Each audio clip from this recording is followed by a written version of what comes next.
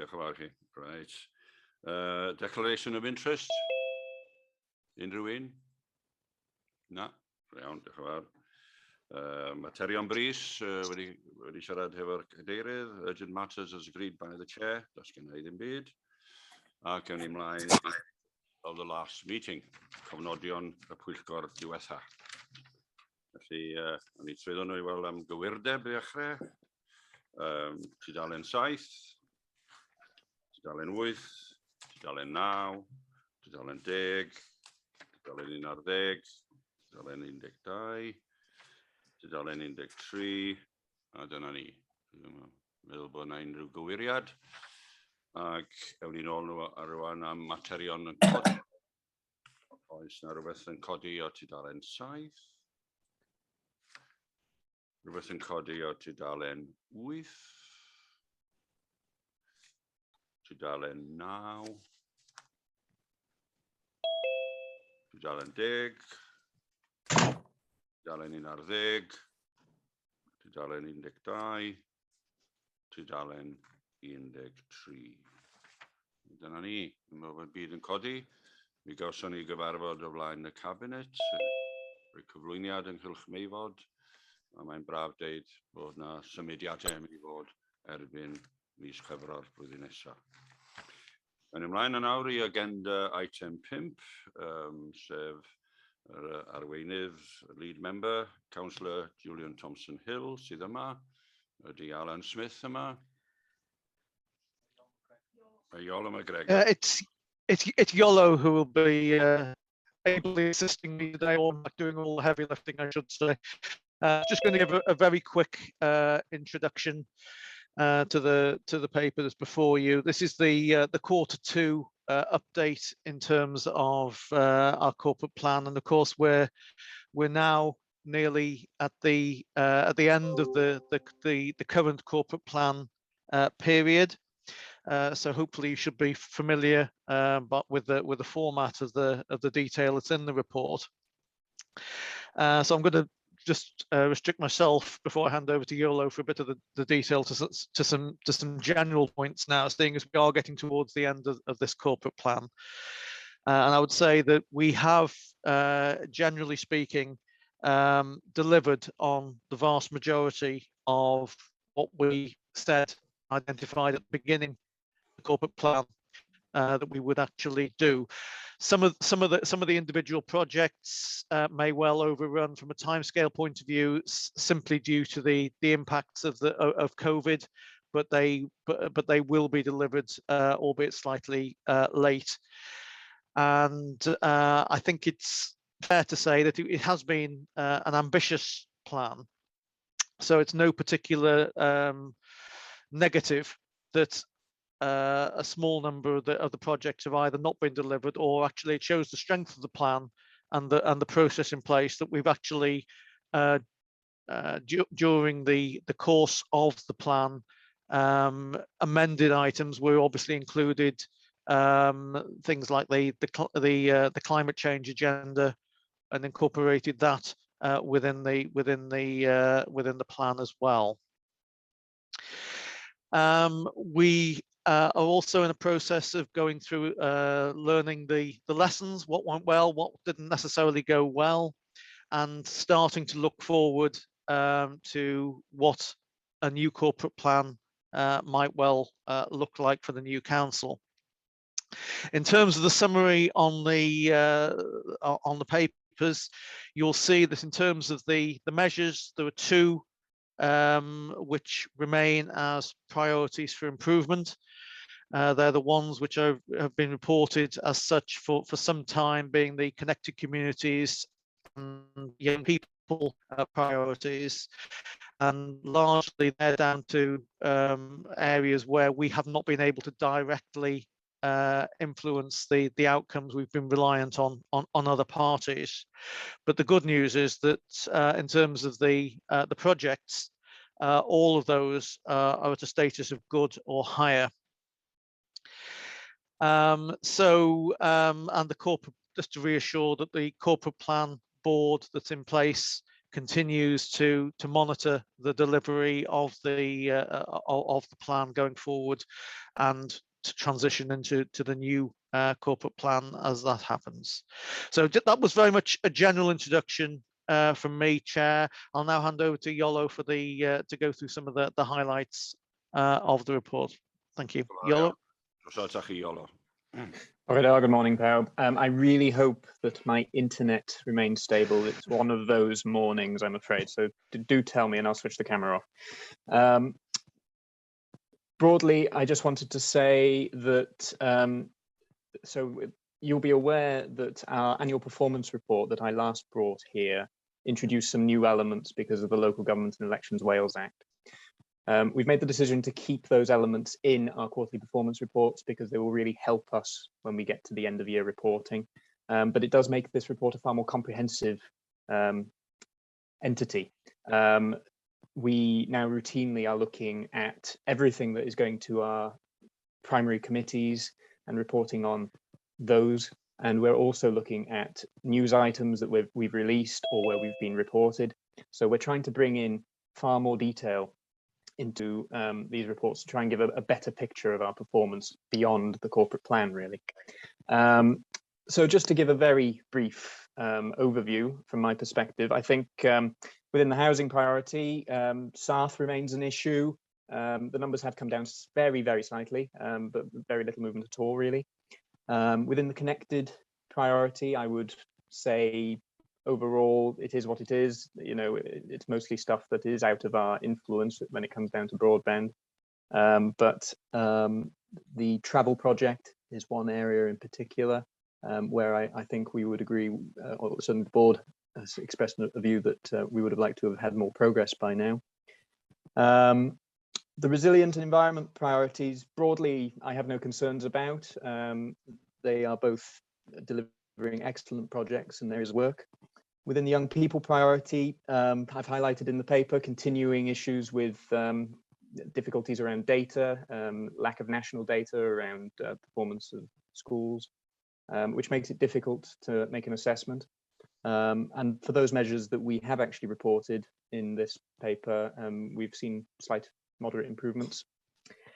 And then finally, the corporate health section, which is the new bolt-on, the big section at the back.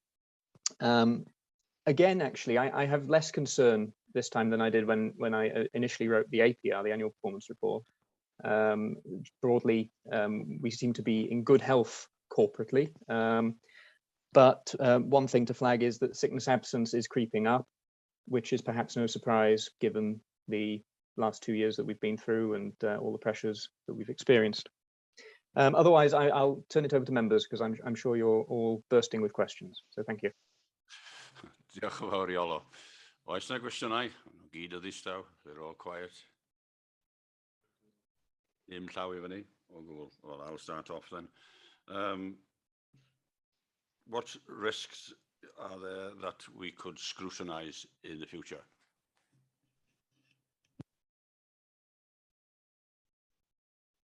Answer that one. Do you think there is one of areas that we could scrutinise in the future? Well, I mean, as I highlighted, the SARF register is an area of continuing concern for everyone, but I'm not sure if scrutiny have already asked for a paper on that one. It is, as I say, broadly a very healthy report. And I know, my biggest area of concern, because I work with the service, is around education and young people. But that's, again, issues out of our control. It's around the difficulty that there is no national data to scrutinize. And I know, again, scrutiny have already received several reports, updates from education on the position in schools. So I will have to leave it to honourable members on the committee to scrutinise the data, I'm afraid. Yeah, I thought I'd throw that one in to begin with. Martin, diolch yn fawr I chi, Martin. Hi, Mr. Chairman. Yeah, just a couple of points really, and they're points rather than questions, I suppose. Although one may be a question. We're aware that obviously British Telecom and Openreach are switching off their copper delivery service before long. I have concerns in my area that you know, some of my communities are still not getting fibre, and so of course there will be issues there. We've also seen, obviously for logical reasons in many ways, the removal of most of our telephone boxes now because they're not being used. But sadly, if copper wires disappear, they may have been actually a factor that would have been a positive thing at the moment. But can I ask, are we looking at, I'm told that residents can get batteries to boost their systems, although there is a short life expectancy. Is there any chance of us getting perhaps somebody from BT or whoever to come and talk to us as a scrutiny committee about this changeover from copper to fibre? And because that would be useful, especially in rural areas where, if you know, power is not necessarily always on, and if they lose that power, then some of them could actually be cut off. So I'd like to possibly suggest that. As Yola says, a lot of it's pretty good, and I must admit, in my own ward, I've had a report from our broadband officer, who I hasten to add is excellent, and he's come around the community councils to talk to them about you know, the broadband take up. Most of my communities now, I'm pleased to say, actually are being upgraded or have been upgraded to fibre. Some of them are on some of the even better levels of service. But I still have 150 residents, and I have their names and addresses, who actually will not be getting super fast fibre service and have very low levels of broadband coverage.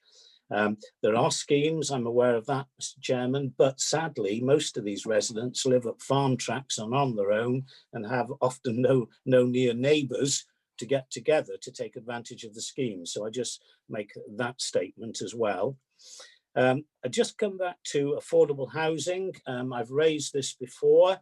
The average salary used to estimate the affordable housing in a particular area, or the cost of affordable housing, the way we use that average salary is not fair to residents who live in certain parts of the county. I've used the analogy before that a farm worker in Llanarmon will be on more or less the same salary as a farm worker on the outskirts of Rhyl, but sadly, a farm worker in Llanarmon will have to pay a lot more for his affordable house than a farm worker on the outskirts of Rhyl, because the average salaries in this part of the world are higher because of the number of people who work, you know, in professions, managerial roles, and who work in places like Manchester, Chester, Wrexham, and they commute from this area. So that inflates the average salary, and that doesn't do farm workers in my area any favours. I don't know what we can do about that. I think this needs overhauling, so that the salary should be based on, or the cost of the property should be based on the average salary of the category of workers that we're talking about, not managers and doctors and etc. So I just bring that up. A dementia friendly, that's a good news report, but I just want clarification, and we have asked this before: are all staff being trained in dementia friendly routines, and are they looking out for residents who may have problems, and what is the system for reporting that? And I've used that, you know, analogy again. You know, if an electrician goes into one of our properties and does a job, and he becomes aware that perhaps the tenant is not as well as they could be, what is the process for reporting that down the line? Thank you. I obviously read all of it. Well done. Diolch, Martin. Anyone of the officers want to come back? Yola? Thank you, Martin. You're cracking up, Yola. the point, you know, You're cracking up, I'm afraid. am I coming through? Are you able to hear me? Sorry. Yeah, better now. Yeah, okay, I've switched the camera off. So again, thank you, Martin, for the points. I agree entirely with the issues you've raised. You know, the affordable housing issue in particular has really come out of our county conversation work in preparation for the next corporate plan. So that will be an important issue for consideration by the new council when they approve their priorities going forward, I'm sure. And with Openreach and particularly the 150 houses that you say are not on superfast broadband and the issues of rural tracks and all that, all I can suggest is that you please continue to work with our digital officer. I would say as well that we are looking to employing a second digital officer with funds from CADEIRYDD and Welsh Government. So, you know, the reception for the individual's work there has been fantastic, and I think we appreciate that it's valued. And then with regards to dementia friendly, as I understand it, the training initially has been for frontline staff with a view to further rolling out further down the line to all staff. There has been an open offer though as well. I myself have been on the training, and I am a lowly back office bureaucrat, so not front of the house at all. But the offer has been there, and I know councillors have also had the offer. And in terms of a system for reporting, I'm afraid I'm unfamiliar with that. I don't know, perhaps if Nicola is familiar with arrangements there. But again, this might be an issue that Scrutiny wish to call in to ask for a progress report. Nicola? Chair, could it be the question be repeated? Sorry, I lost connection for a few seconds. I think it was regarding dementia friendly, how much the staff have been trained, and Yolo himself has been trained, that's what I heard. Yeah, I mean, it's an ongoing thing. I think actually Councillor Ellie Chard mentioned yesterday that she was going to do some dementia friendly activities. So it is a continual thing. I can ask for an update and we can share that with committee. That would be excellent, Nicola. Excellent. Thank you. Mr. Chairman, if I may come back on that one. Often, you know, a lot of our residents, certainly our tenants, the only people they often meet are people who go into their homes to fix things. And I personally believe that that's an avenue that we should explore and give all our staff, electricians, plumbers, whoever, some sort of training so that they can understand what they're looking for or try to identify if somebody is not well in this particular area, because the sooner we get help to them, the better. In my rural communities here, to be fair, they do look after their neighbours, and I get many emails regarding perhaps some residents who are not as well as they were previously. But I think for us, you know, we've made this commitment as a council that all our staff will be dementia friendly aware, and people going into people's homes are often the first line of defence in something like this. Thank you very much. Chair, can I just come back on that? Yeah, you're absolutely right, Martin. It isn't just for those who are within kind of social care roles. It is open to all departments. I know certainly one of the first groups that received the training were those refuse collectors. So our bin collection people, because they quite often, whilst they don't go into somebody's home, they will see if the bins have been moved. They'll see if there's things in the bins that shouldn't be there, or there isn't anything in the bins. They notice if the curtains have been opened or not. So actually, yes, going into people's homes is important, but there are other roles as well. And we do also, as well as our own staff, we positively promote it with other sectors in the community, such as barbers, hairdressers, people working in retail, grocery shops, and so on and so forth. So I will certainly follow up in terms of the numbers of our staff that have received that training. Diolch. Diolch yn fawr iawn. Can we move on to another member of the committee now, the Vice Chair, Councillor Hugh Irving, please.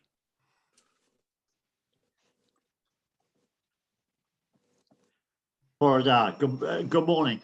I recollect that in the previous council, when I was a lead member for communications, amongst other things, there was a project funded by Welsh Government and I think the European Union as well.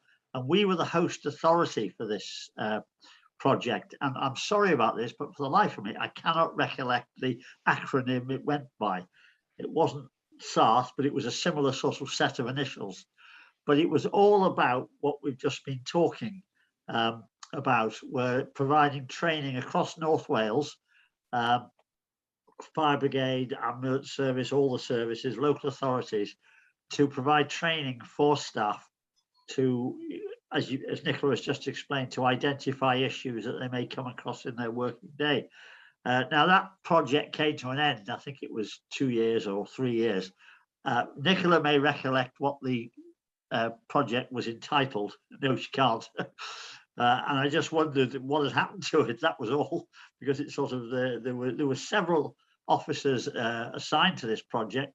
They worked from the housing department in Brighton Road in Rhyl, but they had a North Wales wide remit, and we had lots of meetings and training courses and all sorts of things like that. But it seems to have, once the money stopped, it seemed to have sunk without trace. I just wondered if Nicola recollected it. I don't remember the exact acronym, but I kind of recall what you described in Hugh. It was signposting to, net problems. What we do have is we have a cycle of Welsh Government grants that are quite often renamed, rebadged, and therefore appear as new money when actually it's the money we've had the previous year that we just roll forward. So we do have a regional dementia strategy, and that is something that continues to roll out. Exactly how much the funding is to support that, I'm not entirely sure. But I can look into that and provide you with more detail, Councillor Irving. Thank you, Nicola. Thank you. Diolch yn fawr, Hugh, and diolch, Nicola. Councillor Bob Murray, your hand seems to be going up and down like a yo-yo. Do you want to ask a question?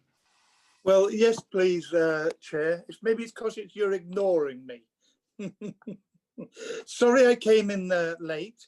I'm waiting for a doctor's call. The befriending service, I think it's a great thing for helping people with dementia, because I have 5 people which I've had for over 2 years, and one of them did turn out in the end to have dementia. So this was picked up and they're helping her fantastically. So I think the befriending service is a good service. I don't think we use it enough, or enough people are being put forward to us, but please carry on with it. It's great. Thank you very much, Chair. Thank you. A few questions from me, please. Have the project been fully realised? Are there major risks possible, Iolo? Are there major risks possible? Can you give an example of risks, with projects at risks? Is that a question broadly about our entire suite of projects?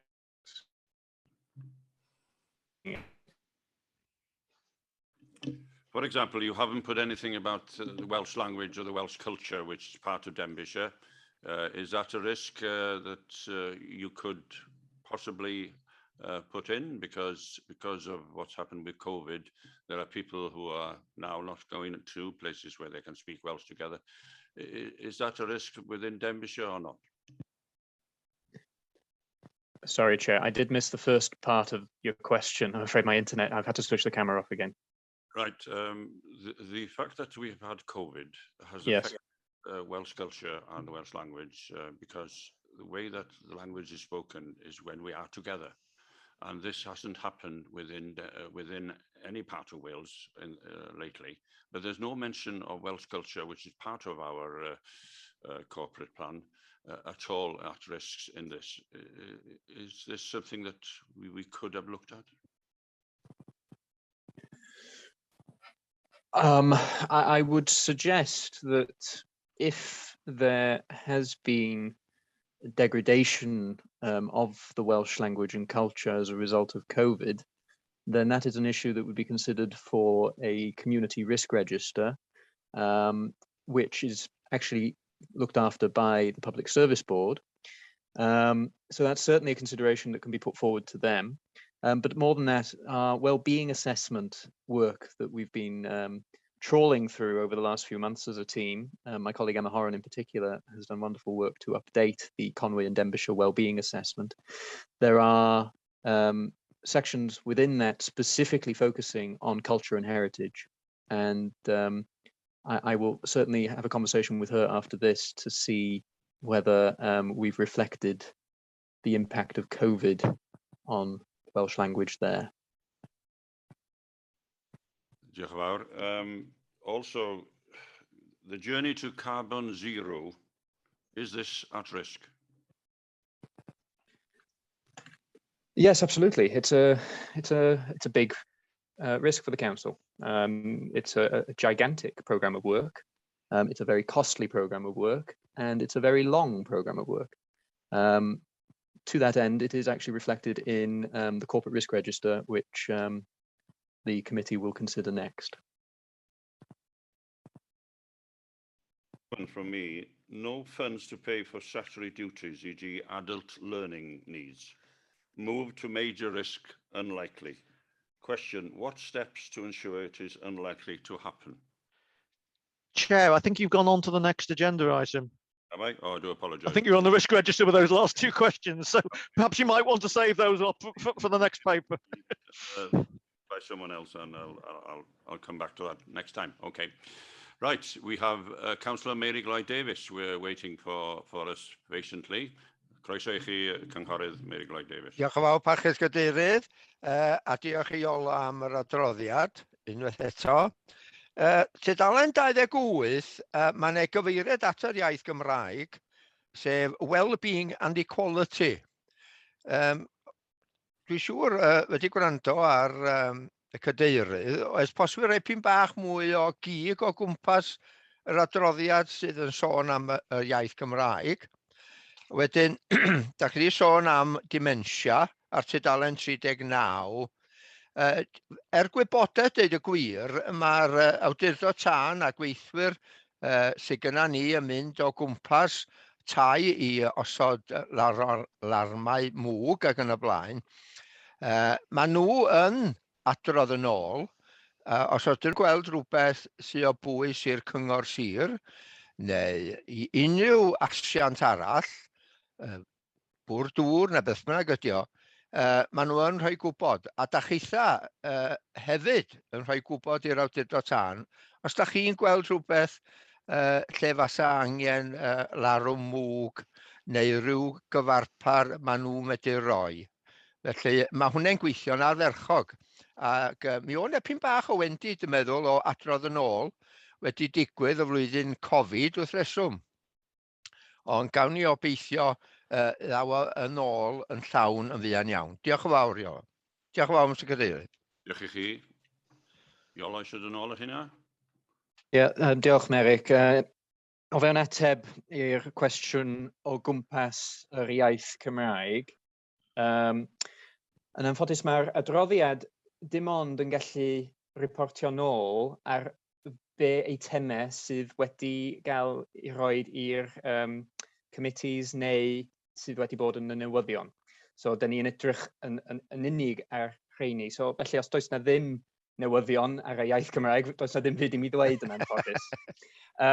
Ond, na i roi assurance i ti, os fydd na eitem yn dod i fyny ar y iaith Gymraeg, bydd a'n sicr o'i rhoi o fewn. Diolch yn fawr. Diolch yn fawr iawn i chi. O'n i'n stynu bod Meirig heb sôn am ffaith am pont Llanerch, ac mae hwn wedi bod o blaen cabinet yn ddiweddar. Ac gobeithio wir y bydd Llywodraeth Cymru yn dod ar bont yna. 7 miliwn o bunnau, da ni'n ofyn am. Fydwch chi ddim ateb hwnna, sgwrs, ond mae hwnna yn risg sydd gennym ni rhwng Tremeichion a Trefnant yn y dyfodol. Unrhyw gwestiwn arall, os gwelwch y dda? Neb, da iawn, diolch yn fawr. Fy'n eitha hawdd i Julian a Iolo, ac ewn ni ymlaen felly i edrych ar argymhelliad. Dyna ni'n chwilio am rwan. Sori, dwi'n chwilio am yr argymhelliad ar y mapurau fama. Os gai fynd bach o amser gyda chi, diolch yn fawr. Right, ar argymhelliad.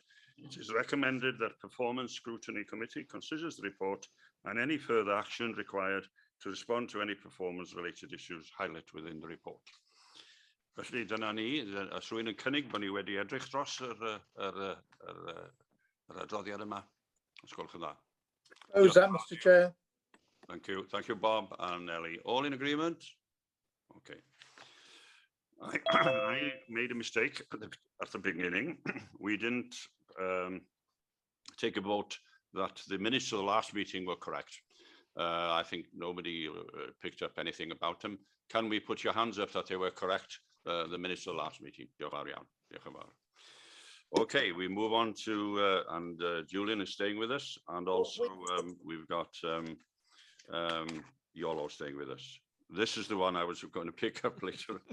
Corporate Risk Register Review, September 2021. To consider reports by Strategic Planning and Performance Team Leader and Strategic Planning and Performance Officer, copy it to receive an update on September review of the Corporate Risk Register. Over to you again, Julian. Yes, thank you, Chair.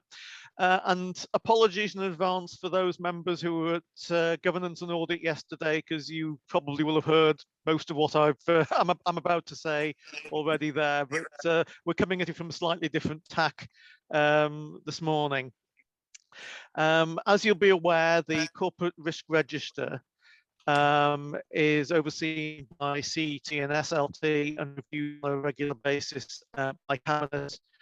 As I said, it went to Governance and Audit yesterday, whose role is to assess to make sure that there are proper processes, etc., in place.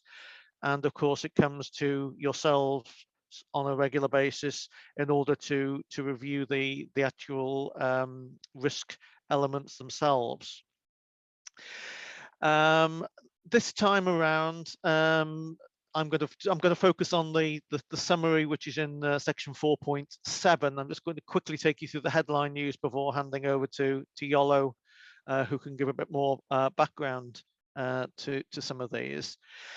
There have been a number of changes since the last iteration of the report in terms of either the risk owner, the risk score, or some changes to the focus and the wording of the risks themselves. And finally, there are actually two new risks which have been escalated to the Corporate Risk Register. So if I can just quickly go through these for you. Risks 18 and 35 are essentially going to be merged together going forward, and the likelihood score on that one has been increased from a D2 score to a C2 score. Then risk 30, which is about senior leadership capacity and skills available, has increased in likelihood from a D3 to a C3.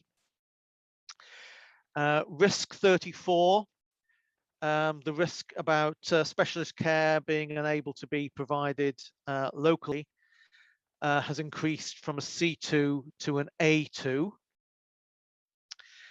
Risk 36, about Brexit, the residual risk score is downgraded from a B2 to a C2, and I'm sure Iolo will touch on that one in a second to preempt what I'm sure will be a question because we had one yesterday. Risk 37 has been worded to put a much more explicit emphasis on reduction in inequality and deprivation. Risk 43, and I know Chair might have a question on this one from what you were saying earlier, the risk of unavailability of either funds or resources to meet statutory obligations under the ALN and Education Act has increased the impact score from D3 to a D2, but as I stress, that's the impact score. Risk 44, which is the one about ash dieback, and particularly in relating to a potential risk to life, has reduced in likelihood from A2 to a B2. As I say, that's the specific to that impact on potential risk to life. Obviously, we know that ash dieback is a certainty in a sense. So we know that unfortunately a number of the trees within the county are going to be affected by that. Risk 45, which is the one about us being unable to deliver on council agendas. That's now been repurposed and refocused essentially on the climate change agenda and the carbon zero aim that the council has. And so quickly turning to the two new risks. The first one relates to the new corporate joint committees, which are now or will shortly be in place. And in terms of the risk that those pose to the authority in terms of time and resource that we need to actually get those to work. So the residual risk score on that one has been assessed as a D3. And the final one, which again was a bit of a theme through the Governance and Audit Committee yesterday for those who were there, relates to recruitment and retention issues, and that one has a residual risk score of a B3. I should also add that all of these risk scorings are sort of a snapshot in time as of September when the report was compiled, so things do move over time. And the final point relates to risk appetite, which you'll see in the section 4.7. And you'll remember that we've discussed in previous reports that a couple of years ago we introduced as a further element to the risk register the risk appetite that we were prepared to accept for in a number of different areas. And no doubt Yolo will touch on this a little bit as well in terms of the ones where we have an inconsistent risk with comparison to our risk appetite. So I think as an introduction, I think all I want to say, and again, apologies to those who heard most of it yesterday, and I'll hand over to Yolo now for a bit more detail. So Yolo. Thank you, Julian. I always enjoy presenting these papers with Julian because although he says he's going to pass over to me to talk through the detail, he's already done most of it for me, which is wonderful. I would say that this is I must also give apologies and credit to Emma Horan, who has been responsible for this risk review. Emma's done all the work with meeting with risk owners and SLT to pull together this update. It is a very comprehensive update this time, not only because we've had SLT changes in terms of a new chief executive, and that has meant that obviously Graham has now cast his eye thoroughly over the whole register as chief executive, so he has given his view on a number of them. And more than that, we recently had an internal audit review of risk management, which gave some recommendations for enhancement of our risk register. So we have included those recommendations here. Particularly, we've included a paragraph now on the direction of travel for each risk. So that is where we would like to be in a month's time, 2 months' time, a year's time from hence with this risk. So it makes it hopefully easier for us to understand our progress in managing risk. There's still a bit of work to do in that regard, particularly with regards to performance management of risks. So that is something we will take forward in the next review, and we will have further discussions with risk owners at that time about potential PIs that we could put against risks. without making this an onerous tool, though. It would be purely to note that PIs exist where they do exist. So that's something else we wish to explore in the future. Otherwise, as Julian has said, it's a very comprehensive risk register. I'm conscious that members will be teeming with questions, so I would rather give the time to those. RHEOLI, thank you very much. Very, very good report, actually. A lot of risks here. I'll start off then. You mentioned, Julian, risk 48, new risk, recruitment and retention of staff. How are we recruiting and training up staff? Exactly, highway staff, for instance, and environment staff. That's an example for you to put your finger into. And then I'd go back to the one I did before. No funds to pay for statutory duties, e.g. adult learning needs. Move to major risk, unlikely. What steps is to ensure it is unlikely to happen? I'll leave it there for now. Okay, I'll try and start off on the recruitment and retention, but I might need to hand over on the ALN funding one to somebody else. And yeah, as I say, recruitment and retention has become quite a major issue, not just for this authority. I hasten to add that we're in no different a position than our neighbours, and indeed the public sector right across the piece. COVID has probably had a significant impact in that people who may not otherwise have been considering taking early retirement are now considering taking early retirement.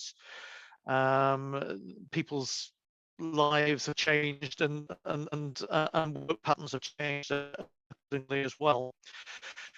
So we're undertaking, or HR are undertaking, a piece of work at the moment. They're just starting with each of the services to develop a workforce planning action plan for each service, which will then feed into an authority-wide Denbighshire action plan.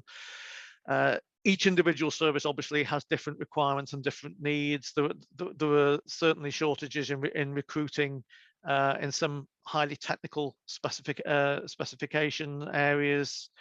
And we're obviously well aware of some of the difficulties of recruitment nationally in terms of social care and domiciliary care staff. One of the issues that we definitely do want to raise, and one of the specific questions that is being asked in the piece of work that's being carried out with services now, is very much on the ability to create career grade posts, which we can actually develop in-house talent ourselves.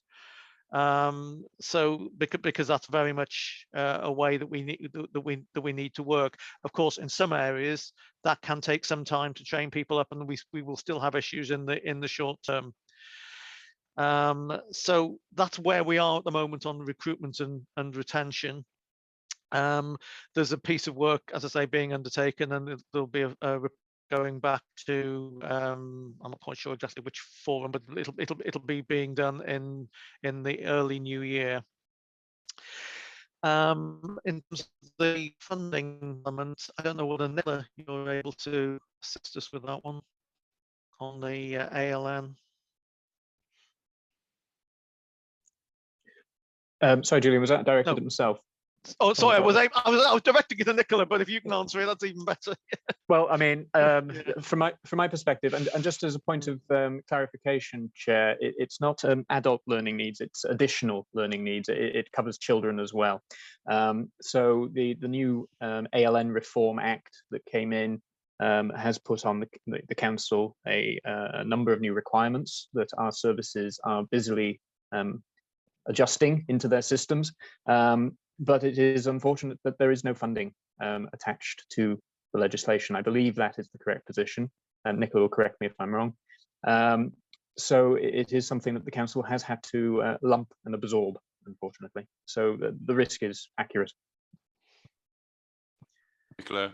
Yeah, apologies, Chair. I lost connection for a minute. Yes, no, YOLO is correct. I suppose one of the other reasons why this risk has increased is because there have been further delays in receiving some of the detailed guidance that underpins the new way of working, and therefore we're still moving forward in terms of developing our policies and procedures, but we can only go so far, and waiting for the detail to come from Welsh Government. That makes it incredibly challenging for us then, when we do eventually receive it, to be able to go through it, understand it, and then implement it within the timescales required. So it is a difficult and complicated thing, and as yet there are still elements that are unknown and outside of our control. Diolch, Chair. RHAN. Well, we move on. Councillor Ellie Chad. Diolch yn fawr. Sorry, Cadeirydd. I thought Martin was before me, but there's a couple of things that I want to mention. Risk 18, the programme and project benefits. Failure to agree a regional approach to funding projects. I just want to know something about that, okay? And then also risk 31, the fraud and corruption. And I mean, we do know in this day and age, there's far more of that going on. And that's it. Thank you. Thank you. Okay, we'll move on to Martin. We'll come back to those two questions for the officers to answer later on. Martin, now then, please. Thank you, Mr. Chairman. It is fair to say, actually, that Ellie and I and Rhys had the great pleasure of reading through over 400 pages of documents for yesterday's corporate governance meeting, and this was one of them. So I'm not going to home in on all those we discussed yesterday, but there's a couple I will repeat because I think they are, quite, important. Yolo, you did say yesterday, risk 11, we have cyber attack in brackets there. I still personally believe that when we look at the world today, the amount of cyber crime that's going on, that really perhaps that should be more highlighted as a risk. And I think the key thing for us is the fact that anything appears in this, whatever appears in this risk register is good news, because we are acknowledging the fact that there is a risk to the county one way or another. I think as councillors, perhaps we should be more concerned at times about looking for things that are not in the risk register, and we should come back to the council and say perhaps these things should be included. But cyber crime is such a large issue today in the world, and so I think that perhaps should be highlighted a little bit more. And forgive me for coming back to Ash Dieback, risk 44. I'm a little surprised, yesterday you talked through this, and a little surprised that we have downgraded this as a risk at the moment, because there is a report coming out, which you mentioned yesterday, and I didn't come back to you yesterday on this issue, saying that, a report coming out in February, I believe, on the assessment by council staff of ash dieback across the county. I bring it up because my ward, every other tree is an ash tree. They grow like weeds everywhere. And already we have identified in Loggerheads Country Park over 300 ash trees there that have ash dieback. My major concern is the trees that are on the roadsides, because as they die, many of them are quite old. They are a risk to health and safety, because obviously we only need a couple of gales for those trees to come down. And also ash trees in public places like the Loggerheads Country Park, where there's always a risk, again, that those trees could fall on members of the public. So I'm a little surprised we've downgraded it when we haven't had the report. Thank you very much. Right, so there are things there for you, Yolo, to get your teeth into. One from Councillor Chad and one from Martin. Thank you very much. I'll start with Ellie. So with regards to risk 18, and the failure to reach regional funding, that is listed under the potential consequences of the risk. So that's not actually saying that it has happened. It's just that's one of the things that could happen should this risk transpire. Yeah. Okay. Thank I'm sorry, you, Ellie. Yolo. I missed your. Did you have a second point? I missed. Oh, I was just. Second one was on fraud and corruption, wasn't it? Yeah. Risk 31. And I was just basically saying that I'm glad to see it is listed. Yeah. But just okay. Looking out. I mean. Lovely. No, that's fine. Yeah. And Martin, thank you very much for your questions. They are lovely, meaty questions that I will enjoy debating with you at length, I'm sure. But I will make a commitment to go away and make cyber crime more prevalent within the existing risk. It is not, however, a risk on its own. It is about the council failing to respond to such an event. But I would equally say that severe weather is as prominent an event that can occur to us, as is, as we know, public health crisis. So, you know, it is one of many potential nasties that could happen to the council that we need to respond to. And the risk is that we fail to do so. With regard to risk 44, if I can offer some assurance, this was a brand new risk within recent memory. And I think I've always said that it was at that time one of our highest rated risks, because we simply didn't have any information around it. We didn't understand the scale of the problem. And obviously, since it has become a risk, we have funded a post to take forward this piece of work to try and understand better what are the hazards that the council is facing here.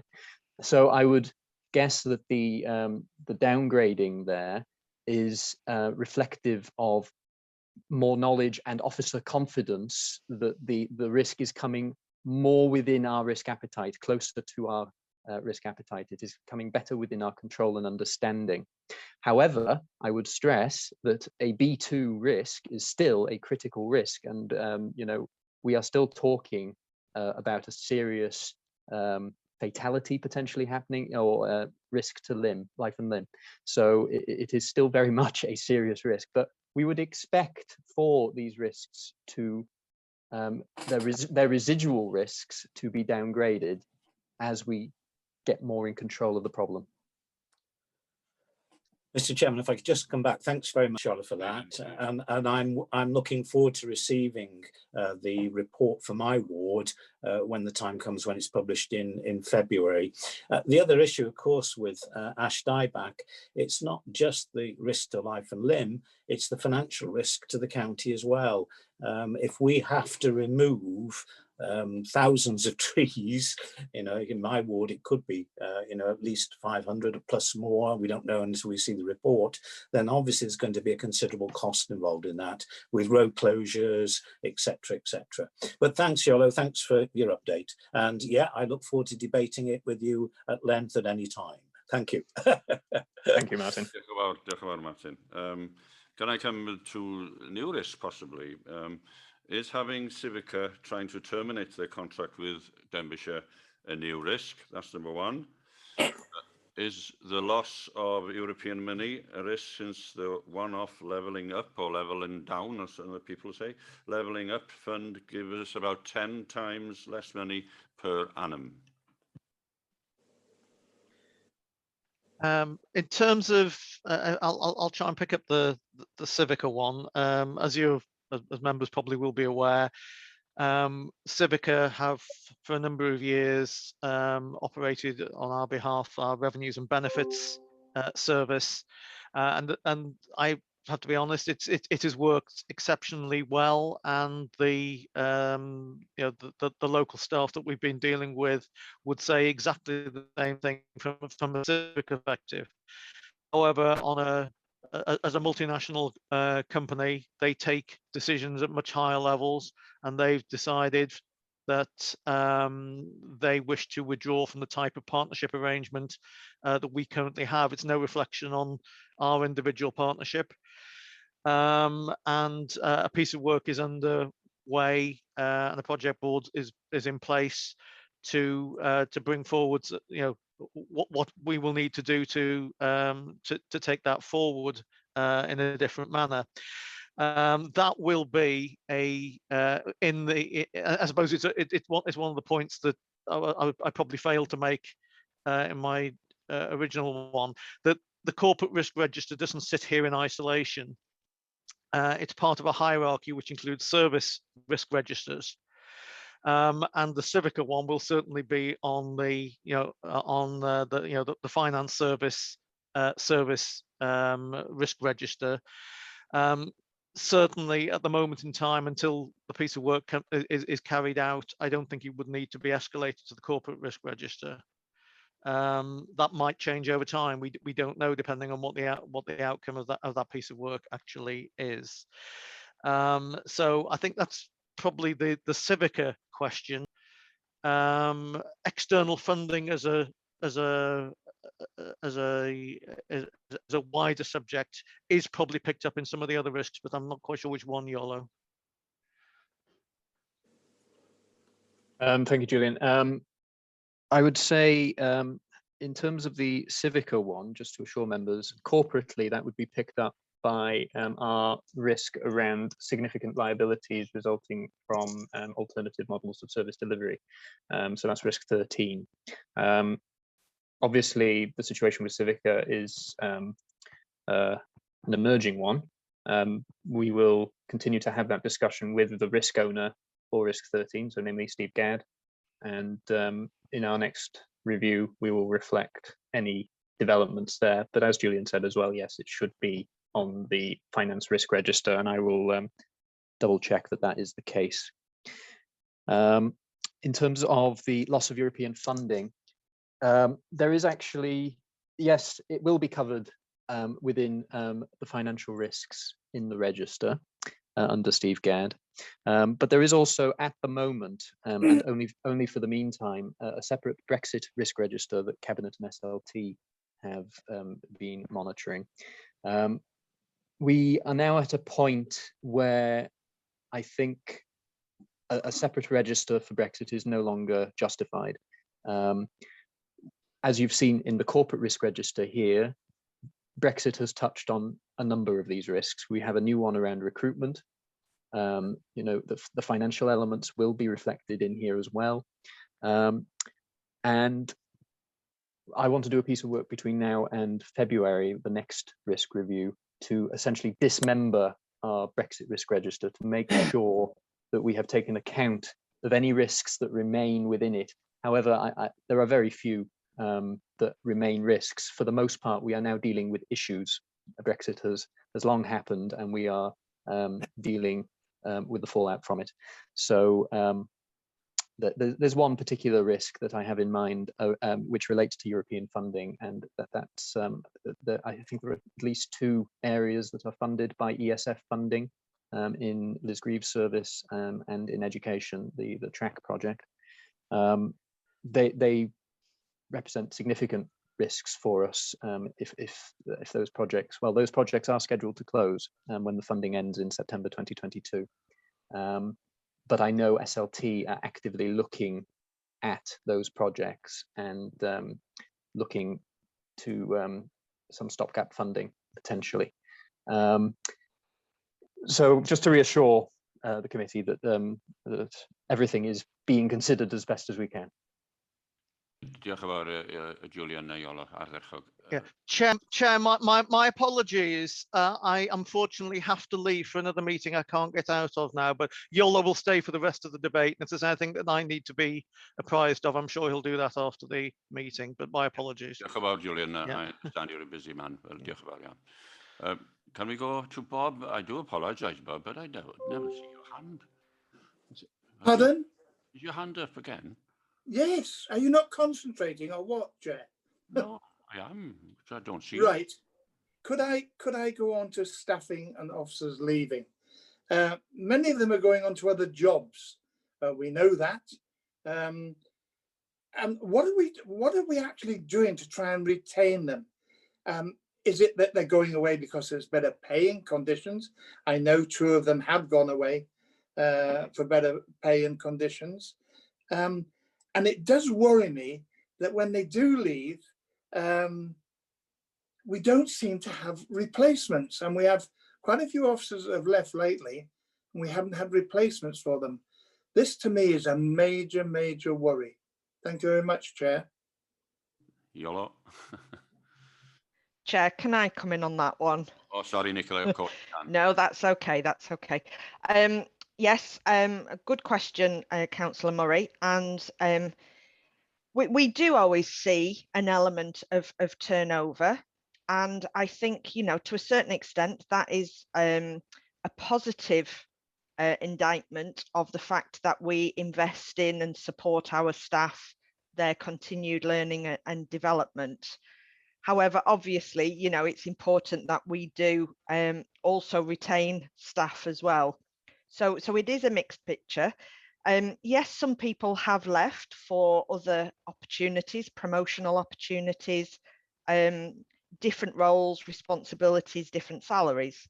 And then others have also decided to take early retirement. And I think, you know, to a certain extent that, you know, is come about as a result of the last 18 months and people having experienced different working environments. That's not unique to Denbighshire, I have to say. It is being seen across all local authorities and all sectors of public service as well. We are very mindful of this, which is now why it is on our corporate risk register. It wasn't there before. And it is something that we are looking at and we are discussing through SLT and through our middle managers, and HR are very aware of that.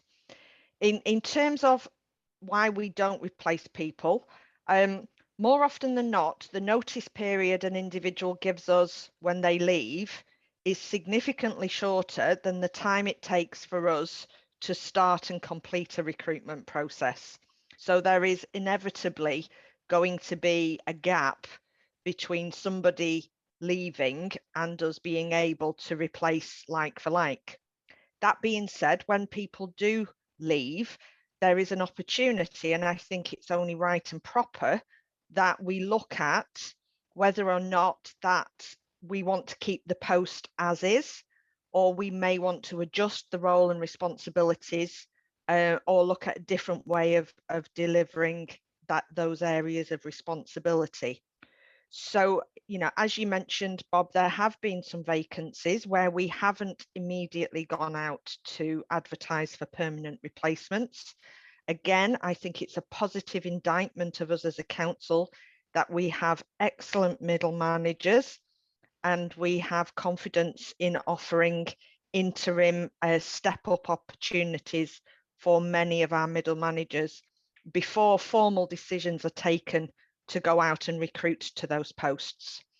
So I can assure you that where posts are vacant, that the Chief Executive team, Graham, myself, and other members of SLT absolutely step in and support covering either those vacancies or supporting people who are in interim roles to ensure the continuity of service delivery and the safety of our frontline services.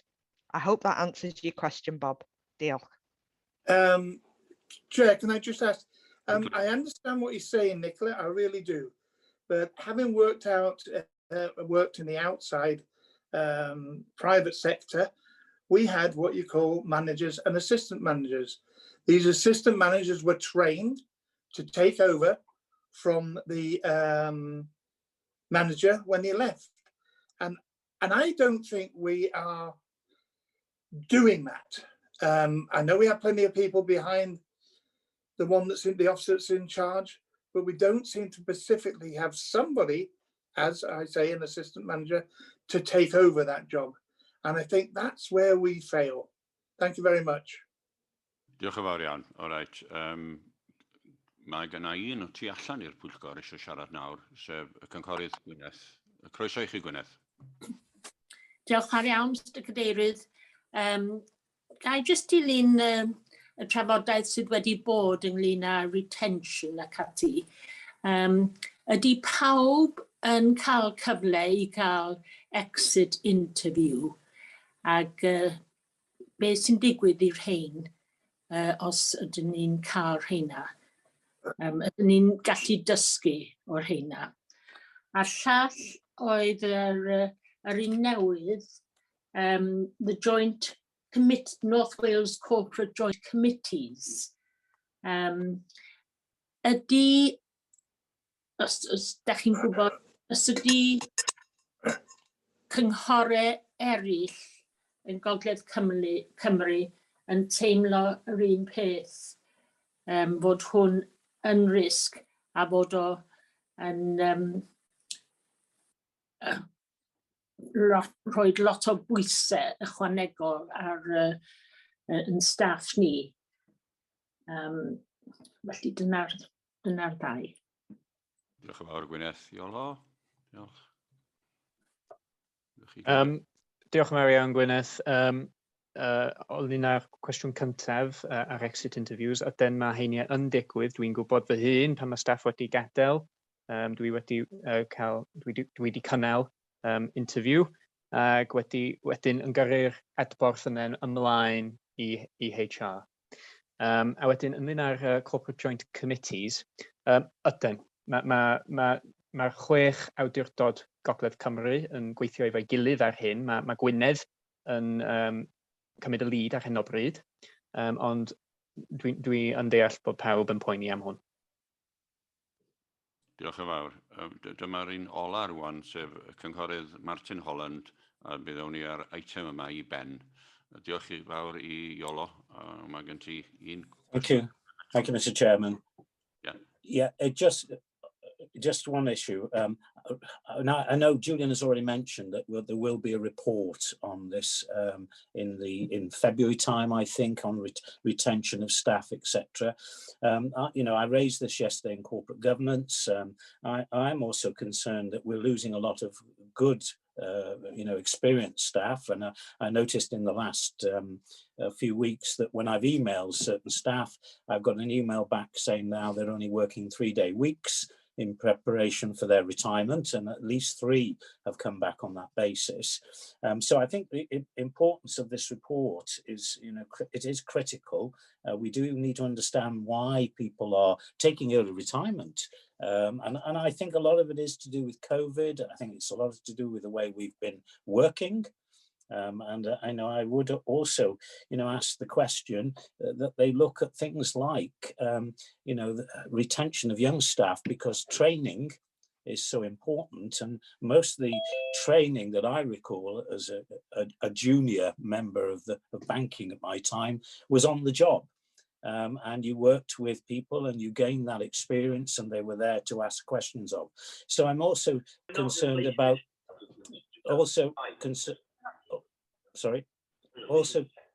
concerned that, are we retaining younger people as well because of our different working practices? So I just leave that with officers to perhaps include in their report. Thank you. Okay, Iolo, I don't think you can say anything more. That's very good suggestions from Councillor. I know, okay.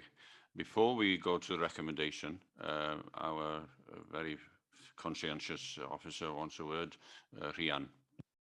Yeah, just on what Councillor Holland raised there, if you look at your work programme going forward, and I'll come to this under the work programme report, in January you've got a report listed on staff absences and turnover in Denbighshire, and that does go into the workforce planning work that's taking place at the moment. And also on the additional learning needs, that item is also on your work programme for early next year as well. So just for you to be aware that you have got it on the radar. Diolch yn fawr iawn, RHAN, arbennig. Diolch yn fawr. So I come to the recommendation that the Performance Scrutiny Committee has considered the amendments to the Corporate Risk, Appendix 1, status of each risk against our risk appetite statement. Can I have someone propose that we have done this work? Diolch i Iolo. Thank you, Hugh Irving, and thank you, Peter, for seconding. Are we all in agreement? Diolch yn fawr iawn. Diolch yn fawr iawn, Iolo. Edrych ymlaen i glywed chi eto yn y dyfodol. Diolch yn fawr iawn. Diolch yn fawr iawn. Thank you, everyone. Okay. Right, we now go to a break. Is that right? Yeah, it's up to me. What do you think? Do you people want a break or not? You want a break, do you, Ellie? All want a break. Okay, we'll have a break for about 10 minutes. We'll return at 11:20. Diolch yn fawr. And we move on to item 7 our agenda. Arweinydd yn hwn ydy cynghorydd Hugh Hildis Roberts, Head of Communities and Customers. Hefyd, sef Liz Grieve. Beth sydd yn blaen ni, argymhellion, that the committee considers the content of this report and, if appropriate, identify any areas that require scrutiny.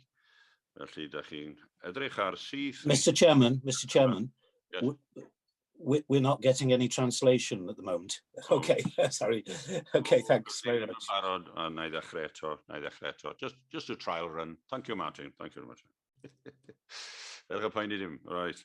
Felly, da ni'n croesawu Hugh Hildis Roberts yma, hefyd Liz Grieve a Fion Angharad, a da ni'n ail edrych ar C360 Customer Relations Management, item 7. Felly, o'n i drosodd at pwy sy'n am gychwyn, Hugh neu Liz? Hugh? Bore da, diolch Arwel. Good morning, members. Hope you're all well. Yes. So obviously the paper's before you, so I just want to give a bit of context into about and steer what we want to steer the discussion around today. I want to be very clear that the paper before you is about the CRM system. So that is the function of how the information is recorded, not the function of how the services use the system. They are two distinctive differences, and I want to keep that focus throughout the discussion if we can, please. So as you know, the system has been with us since roughly 2018, and it has evolved along the way. We have had a rollout of staff training, which 90% of the staff have taken up.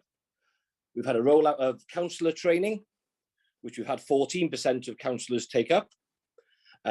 We've had a long understanding of what the system can do, which is, for example, which is really important for people to remember, is that if you have a query at any time of day, 24 hours, if you self-serve, so if you log on onto the website, you can always log on a customer service query.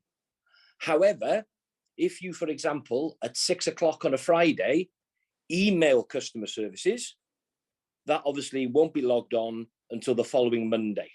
So when if you do something over the weekend, you get your report on a Monday morning and you've emailed customer services, it won't show on your report. But if you self-served, it will show you on your report.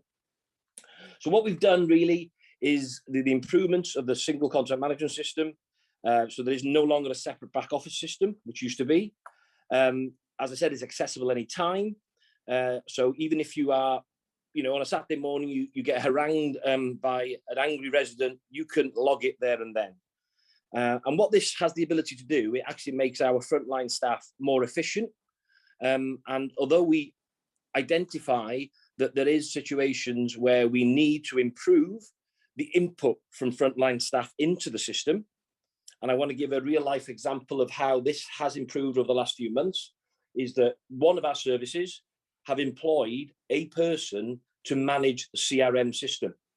Because what would happen if an officer goes away for 2 weeks and they are the delegated officer for that area, let's say potholes, for example, but they're away on holiday. Previously, that was left for 2 weeks. Now there's a person that is fundamentally, if you like, issues the ticket out from that department. So therefore, we're able to meet the 10-day turnaround. And I think it's really important, as we stand today, for counsellor queries only, we have only 10 outstanding. So over and above the 10 days. And 4 of them are basically, we need to sort out because they haven't been done. But 6 of them are left open because there's further work needed. Also, as a council overall, we have 84% closed, and that includes all staff as well. So that's a positive where we have been in the past. I think it's always difficult to understand a CRM system if you haven't worked with one. And I can say that I've worked with a few CRM systems in the past. This isn't the all singing, all dancing, but if you wanted that, you'd be looking at the cost of £2 million for organisations that I'd be working with to implement it. So I think it's great that we have a live system. I think it's one of these systems that it's not always perfect because we are dependent on users inputting it in. But as a framework, as a system, it does the job we need, which allows us to report 24 hours a day on issues that we have for our customers. And it gives us a customer contact base that works with a call center and doesn't require duplication like we had in the past. So it's a big step. For those of us who remember Lotus Notes, when we first started in the council here, it was very, very archaic at those times. We've come on a long way, I think. It talks to the system. You wake up on a Monday, you've got a report there. And, you know, it's not perfect, but it's far more positive than we have been in the past. So that's just a sort of brief introduction. I'm sure Liz has got to add something, or I'll leave it with you, Liz. Diolch yn fawr, Liz. Bore pawb. I've seen that Mayrick's got his hand up. Do you want to take that question first? It's not part of this committee, so you go first, please. Okay, all right, thank you.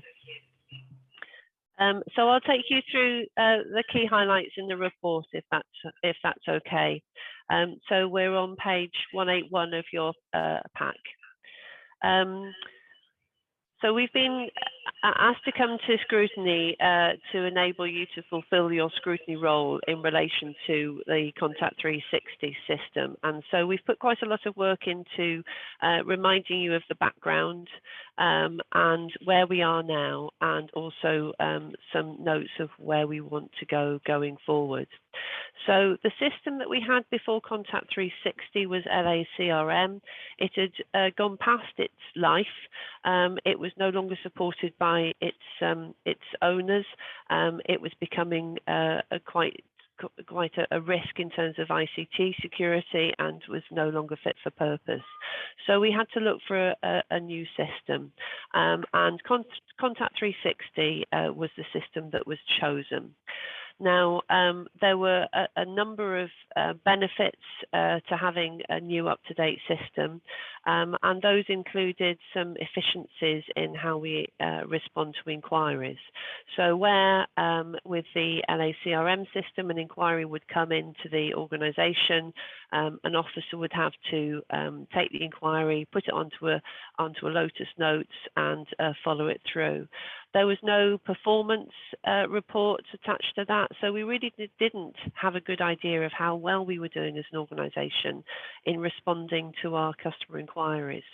We also were not very efficient in being customer focused, in order for customers to be able to register their inquiries and also see where their inquiries are up to. And this is an area that Contact 360 has improved for us. So we implemented the system over a 6-week phased approach during February 2019. We have 60 active service request forms.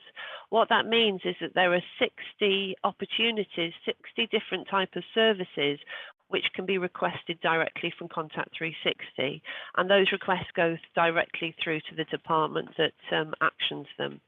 So, for example, if you wanted to report a dead animal on the road, then that is a request that goes straight through to the department that would address that, and they are informed by the requests that come through to inform their work plan. As part of the implementation, we quickly established some areas that we thought would improve experience for our stakeholders. So we developed a weekly report, which Hugh's already mentioned. You as councillors get a weekly report to show what your outstanding inquiries are. Each weekly report will have open inquiries and inquiries that were closed within the last week. We have put our complaint system, Your Voice, that's now on Contact 360. We have updates, automated updates to customers when an inquiry is complete. And of course, we have the customer portal where people can, as they say, self-serve. As part of the rollout, we did training. So we had some member training and we had some officer training. On the whole, they were well attended, but we followed up with some bespoke one-to-one training.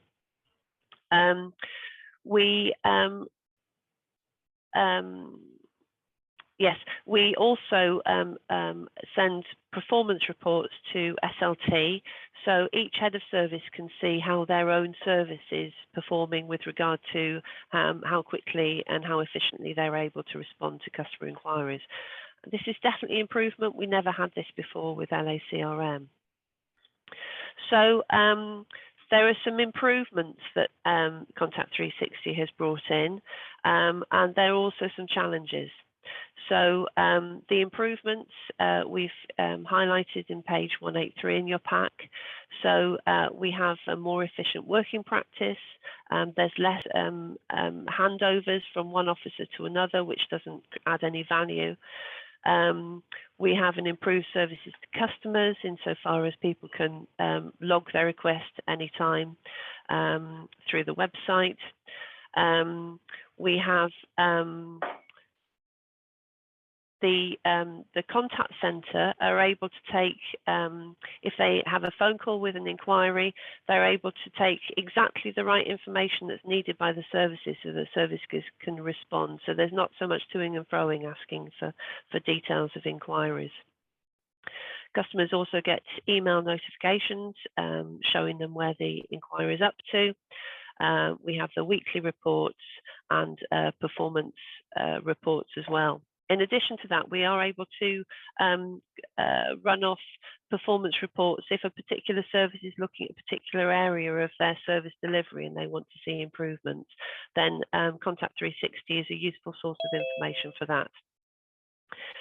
We're fully compliant with the Welsh language standards. We're fully integrated with the LLPG and the GIS. Which means that our mapping systems are integrated with Contact 360 as well. However, we do have some challenges, and a lot of you are aware of a number of those, but some of the others are listed here on page 184. So to change any processes or deploy new forms is very ICT heavy. It takes more time than we would have liked for this to happen, which means that development is slower than we would like. And obviously we have to take our place in the queue of the ICT demands across the whole organisation. So that's an area which we found quite disappointing and something that we'd want to improve going forward. As I've said, that the Contact 360 does create efficiencies, but indications are that actually back office functions were stripped back before the Contact 360 was fully put in place. So as you mentioned, we've had to kind of roll back from that a little bit and bring more capacity into services to be able to support this. We have a technical difficulty insofar as the system is quite slow. So if we have an officer in one of our corporate offices trying to update a number of inquiries at once, the pages are quite slow to load, which is frustrating and also slows things up. Training and support, as I say, training was quite well attended, but we really need to do refresher training, and that's been quite difficult to do, certainly over the last 18 months for obvious reasons. The Your Voice module, the complaints and comments module, that's a bit clunky as well. and as I say, Contact 360 reports can help to inform service improvement. We don't think that that's used to its best effect just yet. So in terms of next steps, we continue to work with services. We have a project team that still works very closely together to create improvements. We have service champions. We have Contact 360 service champions. Those meetings have suspended during COVID, but we need to reinstate those going forward. An improvement we wanted was to use Contact 360 out on the road, and the mobile capabilities Contact 360 we want to pursue, so that, for example, highways officers can look at inquiries out on the road through their mobile device. And also, we are scoping out a corporate customer contact project, which will incorporate further improvements to how we address customer inquiries, and improvements in Contact 360 will inform some of that project as well. So that's the report. I won't go through any more detail at the moment. You'll see that there are some appendices to the report which give a bit more detail, background to some of what I've talked about, and hopefully that gives some flavour to some of the points that I've made. And I'll hand back to the chair. Thank you. A very thorough report. There are 4 members now who are willing to ask questions, and I'll start with the lady, Councillor Ellie-Chard. Hello. My question is on 4.1 of the information pack. Suggestions, Liz. 26 suggestions were received. My question is, do they go any further, and where do they go to? Do they go to the departments? So I just wondered. We'll go on to Martin now. Yeah, fine. I can think of that one. Liz, right. Thank you, Mr. Chairman. I'm a great believer, actually, in systems like this, because in a previous life, I had a system similar to this, and it was most important for dealing with inquiries, but also it's important to be able to manage your workloads. Sadly, guys, I've been not so impressed with our system. And as you know, Liz, I have used this system on a regular basis. I don't ring officers and ask them to do jobs for me. I submit everything through the CRM system. My concern is that when I get my report, my weekly report, there are items on there that have been closed for nearly 12 months, and they're still on there. I've just looked at my report now, and I have 6 items on the report. 2 of them relate to things I raised 12 months ago. One of them talks about we've been out to investigate, we didn't cut the hedges, so it's no longer an issue for us. Thank you very much. Well, that's grand, but it's still on my report. But items that I have sent in on a regular basis, and as you know I do, I'm quite a proactive councillor, don't appear on the report. So I'm actually maintaining a record of all the CRMs I've sent in. I don't think I should be doing that because it's paper format. I did stop doing it for a while, but then I thought I can't monitor these. I can't tell where they've gone. Some departments and highways are getting better now. I have to say that, and that's probably because they've got somebody monitoring these for them.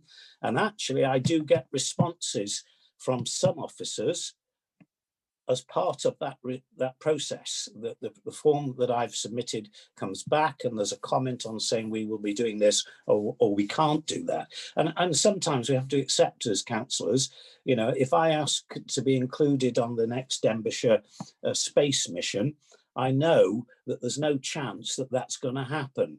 And so, I'm wasting your time and mine, to be fair. But, there are times when things can't happen, and I accept that. But I am concerned that the things that I'm submitting don't appear to arrive on the system. The other thing is that, as you also know, I've always been a great believer in, if I've got a pothole in my ward, I take a photograph of it and I send that through with the CRM. Sadly, the iPads are not working as they used to. And I am struggling through Boxer. They put me on Boxer now. I am struggling to send any attachments to anybody at the moment. Most of the people on my, it's not your problem, but most of the people on my address book have also disappeared and I can't pull them in. So it's a nightmare at the moment. I appreciate we're going to have something new in the new council, but it's not working very well. And the beauty of the iPad was you could take it out with you, take a photograph of the problem and pass that on to the officer. And sadly, again, that's not working at the moment. So I'm sorry to be negative because I do think it's important to have a system like this, and from a work management point of view, I'm just concerned if things are disappearing and I'm not getting a response and then I'm having to chase them again, you know, it's a waste of my time and officers' time. Thanks very much. Arian, cyn bod fi'n mynd â Hugh Irving a Councillor Andrew, fedrwch chi ateb cwestiwn Ellie a Martin, ysgolch yn dda, Liz? Yeah, diolch Cadeirydd. Ellie, I'm just sorry. I'm looking at 4.1 in the report, and I'm struggling to see where the figure 26 is. But maybe am I missing it, or I'm not sure. But anyway, the bottom line to your answer is, Ellie, is that any suggestion is always taken forward. Great. However, when the high volume, we may not always feed back. But there is absolutely, we do take it on board. For Martin, thank you. I think what Martin's highlighted is some of the issues and challenges that we have going forward, Martin, which is basically, which I've been saying from the days of Mohammed, is that any CRM system should be the spine of the whole organisation and a corporate responsibility. And this is the challenge we have, in my view. I think looking at your system, I mean, Martin, you are one of our finest users, and you know, in all fairness to you, you do use the system and you use it to the best of your ability. In all fairness, and we really appreciate. You know, you've had 49 emails, for example, since April, so that's really positive. But what the issue is we've got on yours, Martin, for example, I'm just going to. I hope you don't mind just giving yours as an example. Some of the ones where they are still open, closed but still there, is because they may involve contractors. So that is something we've identified as a challenge. The second one is that, coming back to my corporate responsibility, if you email, for example, planning or education as a CRM, it goes direct to them and they will respond direct to you. Now, my position is quite clear as lead member, that has to stop. It has to be one rule for everyone so that we're all working to the same SLA and that we're working to the same corporate objective. Because at the moment, we've got refuse, street scene, for example, highways, corporate, antisocial behaviour. They are all on the system and we're able to monitor that and they will all land on your report and feed back to you. But we need to, the part going forward, we need to, you know, I've spoken to Graham already about the corporate responsibility of CRM, and I think that's really important. As for your iPad, well, we remember the days when we couldn't even attach a photo. So at least we have made some progress, but going forward, the new way of working, my belief is on the new IT package the council will be having, will be far more efficient than it is now. And obviously we can't, in the period we've got left, it wouldn't be efficient to change any systems at the moment, but I think the implementation to the new council will be far slicker moving forward and more cost effective. So I hope that just covers, we identify where the glitches are, Martin, absolutely. And I'm banging this corporate that we all must sing from the same hymn sheet, and then we have one council and then we have a consistent message. I don't know if Liz wants to add anything. Okay. I think we can move on because time is going. Councillor Hugh Irving and then Councillor Andrew Thomas. Diolch yn fawr. Thank you. Firstly, can I say I am committed to the C360 system, but I'm the first person to hold my hands up and say clearly I'm not technically literate enough to be able to deal with it. I can seem to be able to deal with most stuff, but I'm sorry, I've not been able to manage this. Now, I did attend a face-to-face training session, so I did do that. I've spoken to a very helpful young lady who tried to talk me through other things, but either it's just my brain, I can't absorb it all, I can't remember what I'm being told. So I end up having to email customer services and say, will you please enter this on the C360 report for me, please? So I think I do accept that refresher training, I think, would be an excellent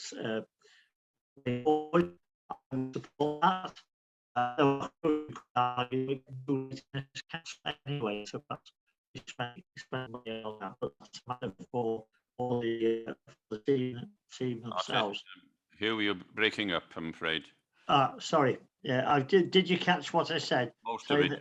Most of it. Yeah, that basically I'm not good at dealing with the technical side of it, so I end up emailing customer services and saying C360 report, and then they enter it, and that's not the object of the exercise.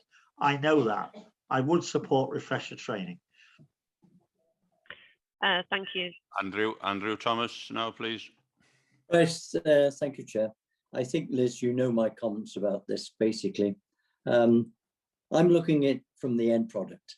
I'm not really interested in how you achieve that and the difficulty of doing that and all the problems behind it. I'm just interested in the end result.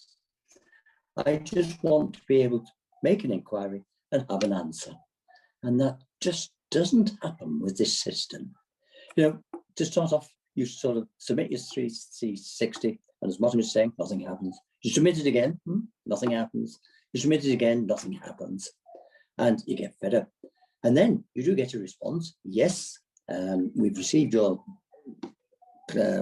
query of such and such a date and note number.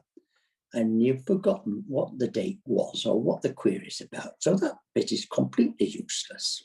So having got over that stage, you're then on the response and the desire to get to closure. I get the impression sometimes, say anything, providing you can close it. You know, respond as soon as possible. We're waiting for joke blogs. And half the time, they don't understand the query because you haven't had that ability to have a one-to-one to talk to people. No, you've got the wrong place. I mean, I've had it time again, whether it's my explanation or their misunderstanding, but they just don't understand the particular location. Goes back to Martin, you know, if you have the photo, that'd be able to sort it out. So you have all these frustrations that when you do get a response, you don't get the answer you want. If you want to come back, you have the cat in hell's chance of coming back on that. You have to start all over again. And I find that totally frustrating. And a lot of people I know, as you know, at the LE Mag, you didn't get not you personally, but the system did get a very good ranking. And I've got to say in all honesty, I've given up on that. What I do find is if I do phone up, I get a far better response. Amen. Diolch yn fawr iawn, Andrew. Frustration there. Over to you now, Liz. Sorry. I'll go first, if I may, Chair. Oh, sorry, Hugh. Dwi'n anwybyddu ti, dwi'n ymddihiro i ti. Na, mae'n iawn. First of all, Hugh Irvine, yeah, as somebody who, you have 11 queries since April, Hugh. You have been to attend the training, and I'm glad to see that the email works for you and there's no problem with that. But I just want to be clear, the understanding is that if you email over the weekend, it won't be actioned until Monday. That's the fundamental difference. I do, again, I'm going to come on to Andrew, and I'm going to reiterate what I've said. It is a corporate responsibility. And I think it's difficult when we have 4,000 staff to bring on board to get to a consistent level. And this is why I keep on saying it's not the system, it's the implementation of the staff at a service level. What they put in is how it works. I mean, Andrew, you've had 6 queries since April. And, you know, we're working, as I said, overall queries that we've had in CRN since April. We have got, we managed to achieve, and that's all staff and councillors, 87% of them, which is over 30,000 queries. So I think, you know, when we're looking at it, I think it's a bit harsh. You know, if you're struggling with getting the closures on them and not the information you want, we need to highlight that to us. We need to take it up with the department and actually tell them there's a training need that they are not closing their the 360 correctly, because you know it's a massive challenge when we've got some departments we don't have any problems with closures, not a problem. But it is then if somebody hasn't had the training, and this is why I keep on going on about it, is if we don't take the corporate responsibility, it's never going to work, and you are going to get frustrated.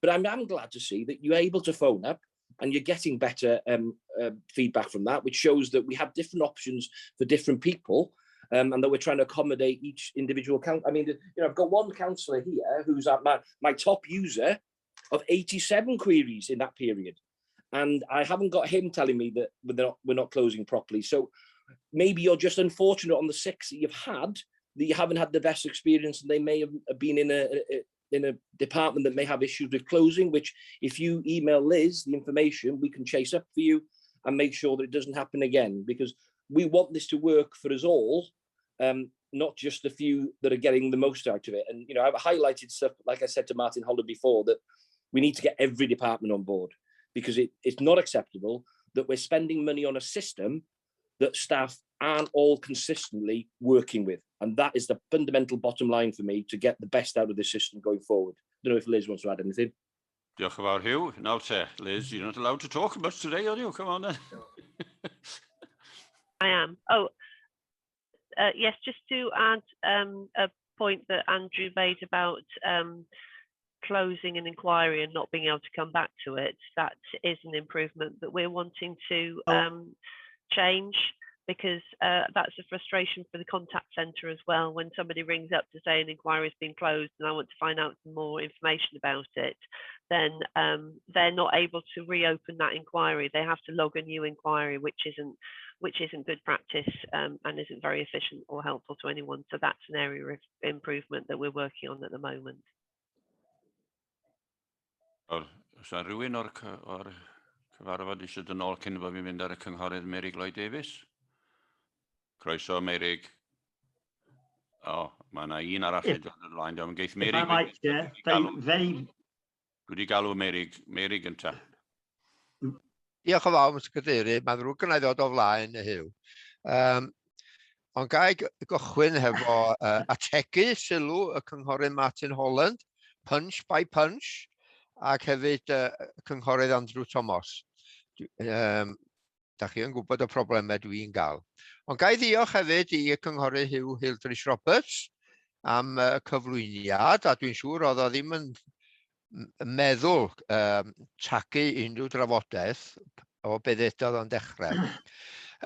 Os nwch chi edrych at tudalen 182 4.1, a reit diddorol, mae Civica sydd yn cyflenwi y gwaith i ni. Jyst rhywbeth i feddwl amdano fo. Dod i swyddogion, a diolch yn fawr iawn i Liz am ei hadroddiad cynhwysfawr, gonest, ac am ei chymorth hefyd os ydw i'n cysylltu efo hi ynglyn â cwyn. Mae wedi bod yn gymorth mawr. Dwi'n dal i ddisgwyl ymateb wrth reswm i'r gwyn honno. Ond diolch yn fawr i chi, Liz. Ac i'r staff, mae'r staff yn wych. Os ydych chi'n ffonio fyny, maen nhw'n rhyfeddol o dda, a gai ddiolch iddyn nhw. Dwi'n meddwl bod chi wedi taro ar y broblem, dweud y gwir. Mae nid yr adran ydy'r broblem, ond y cwsmeriaid yn trio cysylltu hefo'r adrannau dan y flach, felly. Mae hytebion nhw yn ddifrifol, a bod yn onest. Ond os nwch chi edrych ar tudalen 189, mae'n dangos yna todiad 2 sut ddyle yr ateb fod. A dwi erioed wedi gweld un fel hyn, i fod yn onest. Mae o'n wych. Mae o dyddiadau lawr, ac wedyn mae'n ymatebion, ond dyw hwnna ddim yn digwydd ag mae o. Ddim o gwbl. O, mae ddrwg bod rhywun yn tagu. Ond dyw hynny ddim yn digwydd. Mae gynna I un, mae di bod ers gia 20. Yr ateb ges I yn ystod yr ha 20 oedd geith ei wneud yn y gia. Dwi'n dal I ddisgwyl, da ni'n dod I fyny I geiaf 21, a does dim wedi cael ei wneud. Felly mae hynny bron yn flwyddyn a hanner, a deud y gwir. Mae'n un arall, a mi ddar I list, yn ei sylw at hyn, oedd o'n hen gwyn ynglyn ag arwyddion ffordd, ond gan bod y swyddogion wedi symud o un swydd i'r llall, mi gath I golli, a mae wedi dod I fyny wan fel un newydd sbon, sy'n mond rhyw fis oed. Ond mae'n deud y gwir, mae 2 flynedd oed, I fod yn onest, ac does dim wedi digwydd. Y nodyn dwytha ges I, wel, da ni wedi archebu arwyddion, neu da ni'n mynd I archebu arwyddion. Ond, ydych chi, maen nhw'n cael 2 flynedd I archebu nhw, heb sôn am I gosod nhw. A wedyn, dyma chi'n diddorol. Ia, na'n 2 funud, Mr Cadeirydd. Y gwyn oedd ynglyn â gwaith ffordd, referred to highways. A dwi'n dal I ddisgwyl. Diolch yn fawr. David, I just want to say, Mary, I wasn't trying to choke the discussion in any shape or form, but I'm going to answer in English because the papers in front of me I've got it in English, and you refer to Appendix 2, and this comes to my opening gambit, is that the system is okay, providing you work it in the right way. Yeah. And that there is an example of where, as a council, we should be aiming to get to for good practice. Now, right? So what I'm saying is that the training that we need to get to is the standard that we expect. I take your individual examples and your frustrations, but again, I sit here as the lead member for the customer service system, not for the individual services. And what I would say, from being, in the same frustration that you have been, Mary, in many a time, is that it's the priorities of the service. And, if we need to be pushing back, and I think, I think Andrew and Liz touched on it about the reopening of, if you're not satisfied with the query, it should be reopened and said, actually, no, you haven't answered it, come back to me with more information. Yeah. But I think if every one of us had that good practice in Appendix 2 pop up on our system every day, there would be job done and no issues. So that's where we need to be at. And this is why I keep on saying, and I said it to Mohammed, and I'm saying it to Graham until I'm blue in the face, unless we all get on board this ship, it ain't going to turn around. And that's really, really important because, as I said to you before, we have a system that is a simple CRM system. It's not all singing, all dancing, but it does the job for what we need. And, the fact that we can get in the future officers who go to your pothole query and are able to update it on the job on iPads and stuff, that will be a massive step change as well, because then they won't forget it and they become more efficient. So it is a journey. I mean, Mary, I think since April, you had 20 inquiries showing that your IT skills has come on leaps and bounds. And I'm really impressed to see that you're such a high user, Mary. But I take everything you on board, you say, but I'm always open to a discussion and never want to choke anything, Mary. Hugh Irving, you wanted to come back. I do apologise. Yeah, very briefly with a comment. It's the frustration of getting an inquiry logged onto C360 and then just getting a message to say it's closed. Then somehow you've got to dig around and find out what is closed, when it's closed. Breaking it. You're breaking within a closed remark, it could be explained what the ongoing situation is going to be, not just a bland inquiry closed. That's no good to anybody. If somebody, a resident, comes back and says, what's happening about the pothole on outside my house, and I say, oh, they put closed on the inquiry, it might mean they're going to repair it next week, or it might be they're not going to do anything at all. So I think there's work to be done there. Hugh. Sorry, Hugh. Dwi'n mynd ymlaen wan. David Williams, ysgolwch yn dda. Dych chi eisiau deg gair.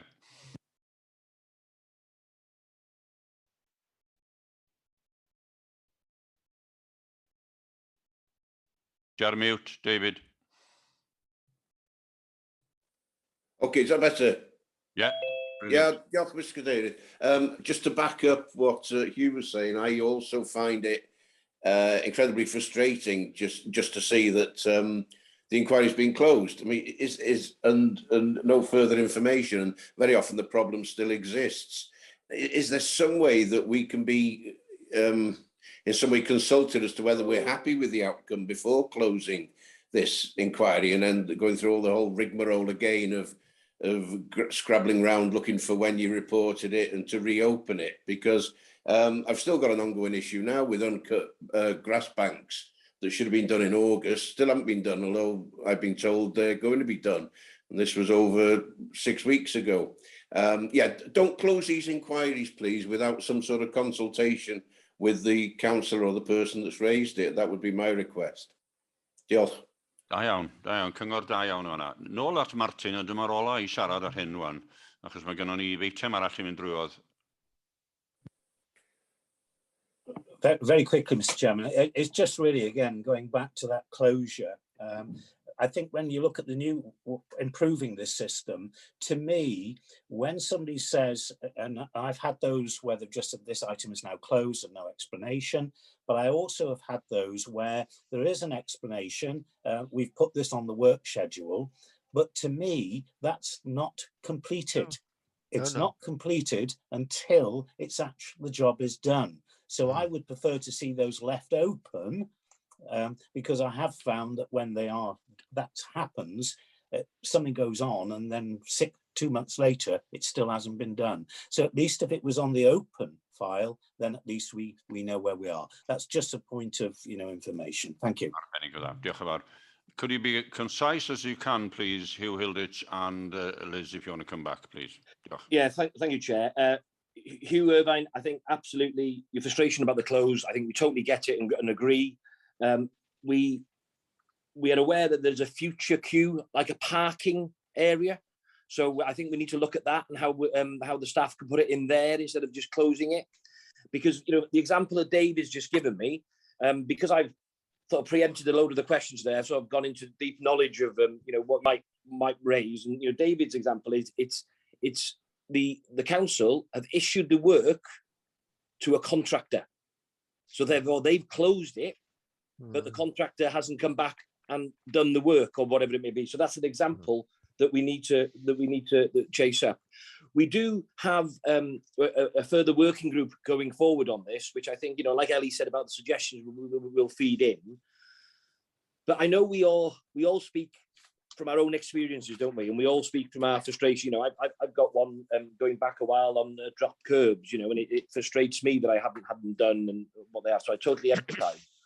But I just want to put, if I may finish, I don't know if Liz wants to come in after me, but just to put into context that all is not bad. There are some examples that we need to evolve and work with.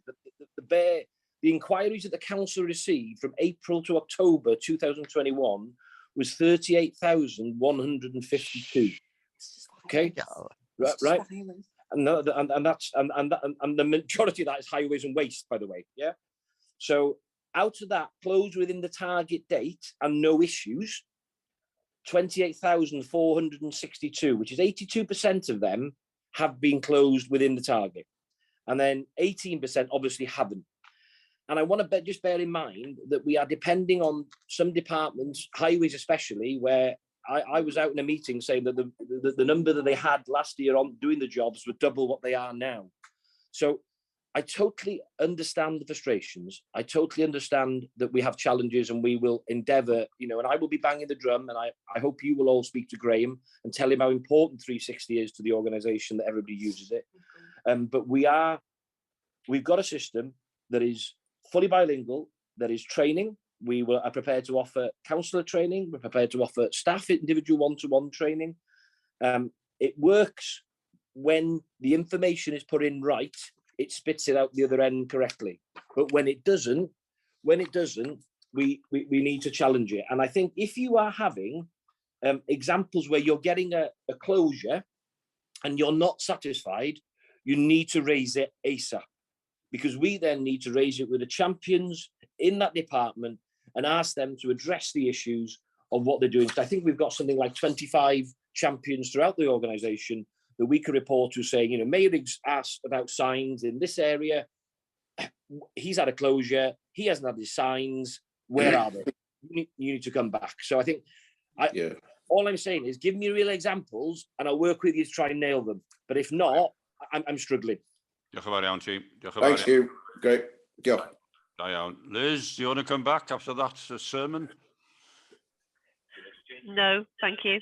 Okay.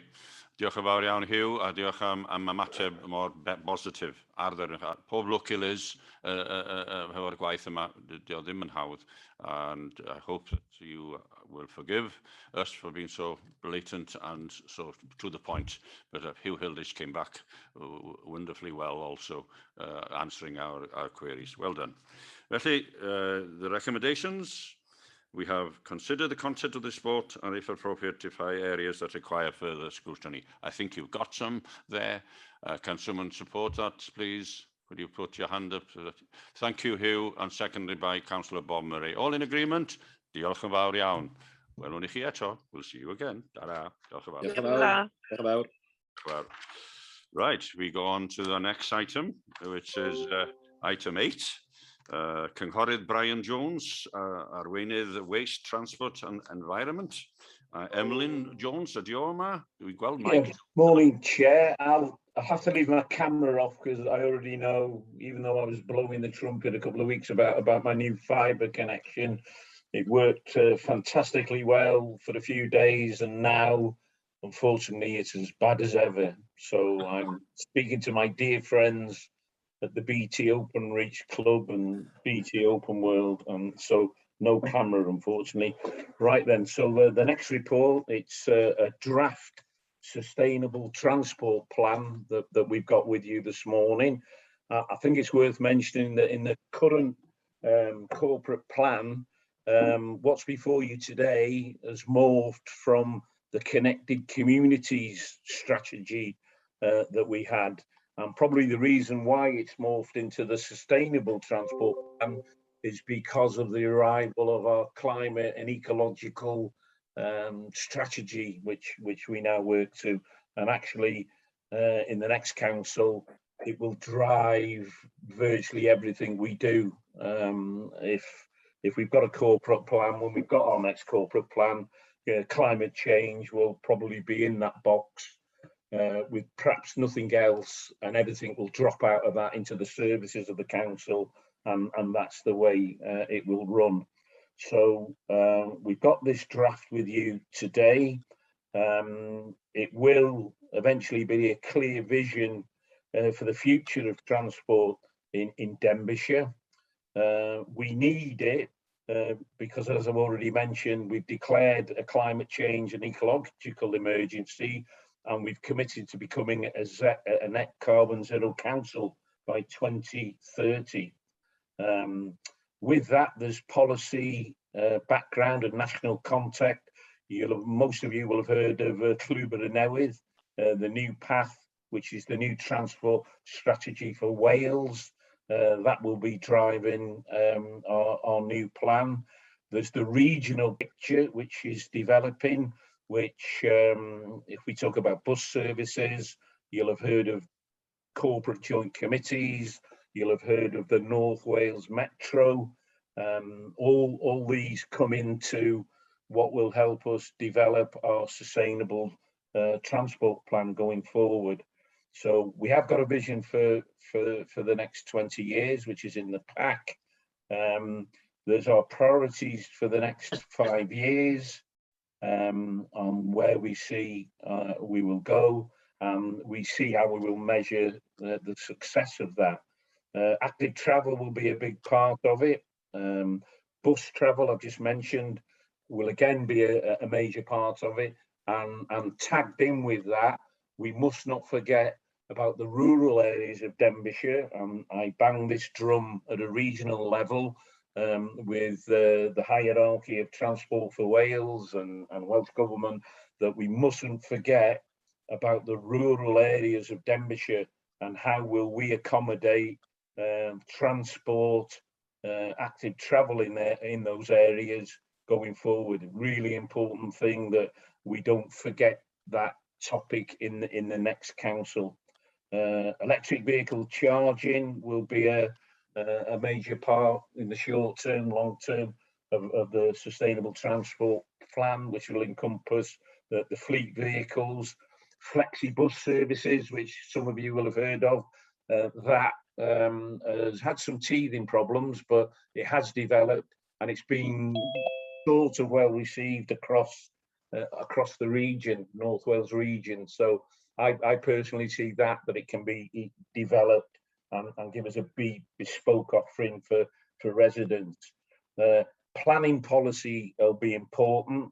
The new local development plan, which I assume we'll see early in the new year, that will have a part to play, and I hope it meets the requirements. So going on for quite a bit here, Chair, so we'll stop. I'm not sure whether this report should have moved into part 2, Chair. I don't know if that's been discussed with you. If I can hand over to Mike Traffic, he might say a few words on that. Diolch, Brian. Ga I ofyn i'r rhian ddod I mewn I hwn? Dwi wedi bod yn poeni ydi hwn I fod yn rhan 2 hefyd. With regards to part 2, it's only the appendix B of the report, which is part 2. So if you go into any detail on anything in there, that's where you need to move into part 2. Right. So do we want to move into part 2, Chair, or will you conduct that at the appropriate time? Well, it's up to the persons that are bringing it up, and I will move on that. Diolch, Brian. Right, okay. Emlyn or Mike, croeso I chi. Diolch. Bore da, diolch yn fawr, Mr. Cadeirydd. I'll hand over to Mike in a minute because he's been leading on this project. He's got obviously a lot of the detail and will take us through the report. But I think Brian set out very clearly, really, the vision. This is about setting out our Denbighshire vision around sustainable transport. And we've got a team of officers now from, the LDP team, Helen Vaughan Evans around climate change, Peter Daniels, bus transport, active travel, fleet, all have an interest in sustainable transport. And therefore, the objective here is to pull all this together into one plan that is hopefully coordinated and coherent in how it's setting our vision out for the next 20 years, really.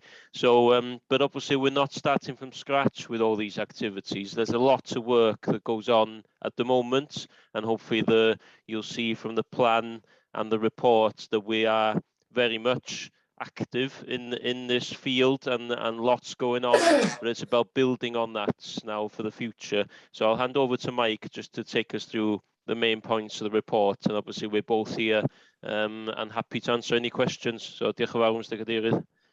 Diolch I chi. Okay, Pananda, good afternoon, everyone. Yeah, as you just heard from Brian and from Emlyn, there's a lot of work involved in this project. And as Emlyn just said, we're not starting from scratch. There's a lot going on already in terms of existing projects and initiatives and so on. So just to quickly take you through some of these as examples, there's replacement of fleet vehicles with electric equivalents, projects to make bus services more attractive in terms of the quality and make them a more viable alternative to the car. Flexi bus project, taxi EV project. There's in RHEOL the electric bike pilots funded by Welsh Government, led by Sustrans. Mike, can I cut across you? Are you going to refer to anything that's in part 2 here? No, because essentially, I suppose the element of part 2 is where it describes specific areas, I suppose. So that's the bit really that's part 2, because essentially we're not at stage to consult on that part as yet, because that's still being developed. So in terms of the broad headings, which I'm going through now, I would say that isn't part 2. Diolch yn fawr. Okay, so yeah, just carrying on. So for example, the building of new active travel paths, which obviously been ongoing for some time, but that's still very much a huge priority for us, both in terms of building new routes, but also improving existing active travel routes. There's the promotion of active travel in schools, things like bike it days that take place. There's the public EV charging project, which I'm sure you'll all know about, that's going to be implemented around sort of March, April of 2022. There's of course planning policies around encouraging greater use of greater use of sustainable modes such as the bus, walking and cycling, less use of the car, and the bike to work scheme for employees, and also changing the way we design all of our traffic and highway schemes, such as putting active travel at the forefront of how we design those schemes, not just schemes that are specifically for active travel. So with all this that's already going on, it's probably a fair question as well, why do we need a sustainable transport plan? Well, really, because there's so many different departments involved, we think it's important to put all of this into one place, so it's an effective way that we can communicate both across the council and with our community in terms of the work that's going on. There's obviously, as I'm sure you realise, quite a lot of overlap with the climate and ecological change programme that Helen Vaughan Evans is leading on. And that's one of the reasons that Helen is part of the Sustainable Transport Plan project teams, because it's not about duplication, but it's about realising that while the corporate work is understandably focused on the way we operate as a council and the services we deliver, commuting, business travel, and all the as well as carbon generally, there's obviously the transport focus and emissions resulting from transport related to that. But then there's also a wider role that we have as with a local planning authority, with a local highway authority. So we have obviously a wider role in terms of responsibilities, for example, active travel, it's a statutory responsibility that we promote active travel, that we enhance and increase our network. So the idea with a plan really, it's putting everything in one place. It will help us with funding bids because we can demonstrate the joined up approach that we're taking, and communicate easily to the public about what we're doing. And also importantly, as well as Emlyn said, it helps us build on what we're doing already, perhaps, but identifying where there's any gaps at the moment in what we're doing, or there's some things that we've not yet considered that we could do or do some things differently. So that's the purpose of it really. So it won't go on too much longer because I'm sure you want to ask questions, but hopefully that's it in a nutshell. Thank you. Diolch Mike, diolch yn fawr. Un cwestiwn gyda i, fel y gwyddoch chi, mae gen i ddiddordeb mewn pobl sydd efo anabledd. A ga i ddiolch i un o aelodau o'ch tîm chi, Ben Wilcox-Jones, fi mewn cyfarfod efo'r advocacy yn ddiweddar yn helpu pobl sydd ddim yn gweld, ddim yn gallu symud yn gyflym ac yn y blaen. A dwi'n falch o weld ar y dechrau yn tudalen 199 bo chi yn cymryd ystyriaeth pobl efo anabledd yn yr adroddiad yma. Mae hyn yn hynod o bwysig i bobl sy'n mynd ar buses ac yn y blaen, a gobeithio bydd hyn yn cymryd lle pwysig iawn yn yr adroddiad yn y dyfodol ac yn y cynllun yma. Diolch yn gwestiwn, ond dwi'n falch, ydych chi'n gwybod bod hyn yn bwysig iawn i bobl sydd hefo anabledd yn Sir Ddinbych. Diolch yn gwestiwn gen i, ond just nodi hynna, os gwelwch yn dda. Ga i symud ymlaen nawr eto at y cynghorydd Eli Chard, a wedyn ewn ni at Peter Scott, a wedyn ewn ni at Worthing. Right, ewn ni at chi, Eli. Right, my question is, we've only 5 weeks ago, we purchased a second-hand electric Corsa. Getting used to it, but tomorrow, for the very first time, we're actually going to drive over to Lincolnshire. So it's lovely. You put your foot down on the accelerator, and I've been driving since 1975, and it doesn't half go. And it's super, and there's no exhaust, etc. So those are the advantages, but the disadvantages are the charging places. Mike, I'm pleased to know that you're getting your chargers in the car parks. I would say we possibly need more, and I'm hoping, I don't know, I might have to send letters out to Morrison's and etc. They need more in their car parks as well. The Morrison's in Real is super. It's fine. It's fine once we've got the app.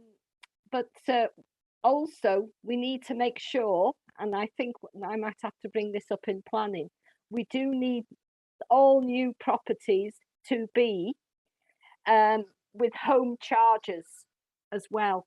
So that's something I thought I'd mention because it is sustainable transport. you're not using diesel or petrol, but my question is basically we need more chargers in the county. Okay, it's not a big question, but I thought I'm going to air it here. Thank you. Peter Scott now, please. Yeah. Thank you, Chair. Similar to Ellie, really, but I was just wondering if it's probably a little bit too early, but do we have any figures yet to show if electric taxis and change of vehicles to electric is saving any money for us and saving any carbon products that are going up into the sky? Is there help? From Ellie's point of view, I think planning is going to have all the houses have electric charge now, Ellie, but that's one for a different one. It's probably my voice, Chair. Very sorry. I've not had enough coffee this morning. Yeah, but it's just if we got any figures yet to show that electric changing taxes and such is saving us money and saving us the ecological side of the business. Thank you, Chair. Hugh Irving, please. Thank you. Partly question, partly comment. Were these proposed active travel measures are going to impact on a community insofar as maybe a change of traffic flows or alterations to pavements, and anything really, can there be an assurance from the officers, please, that the individual communities will receive consultation and information from the active travel team that could go through their mags?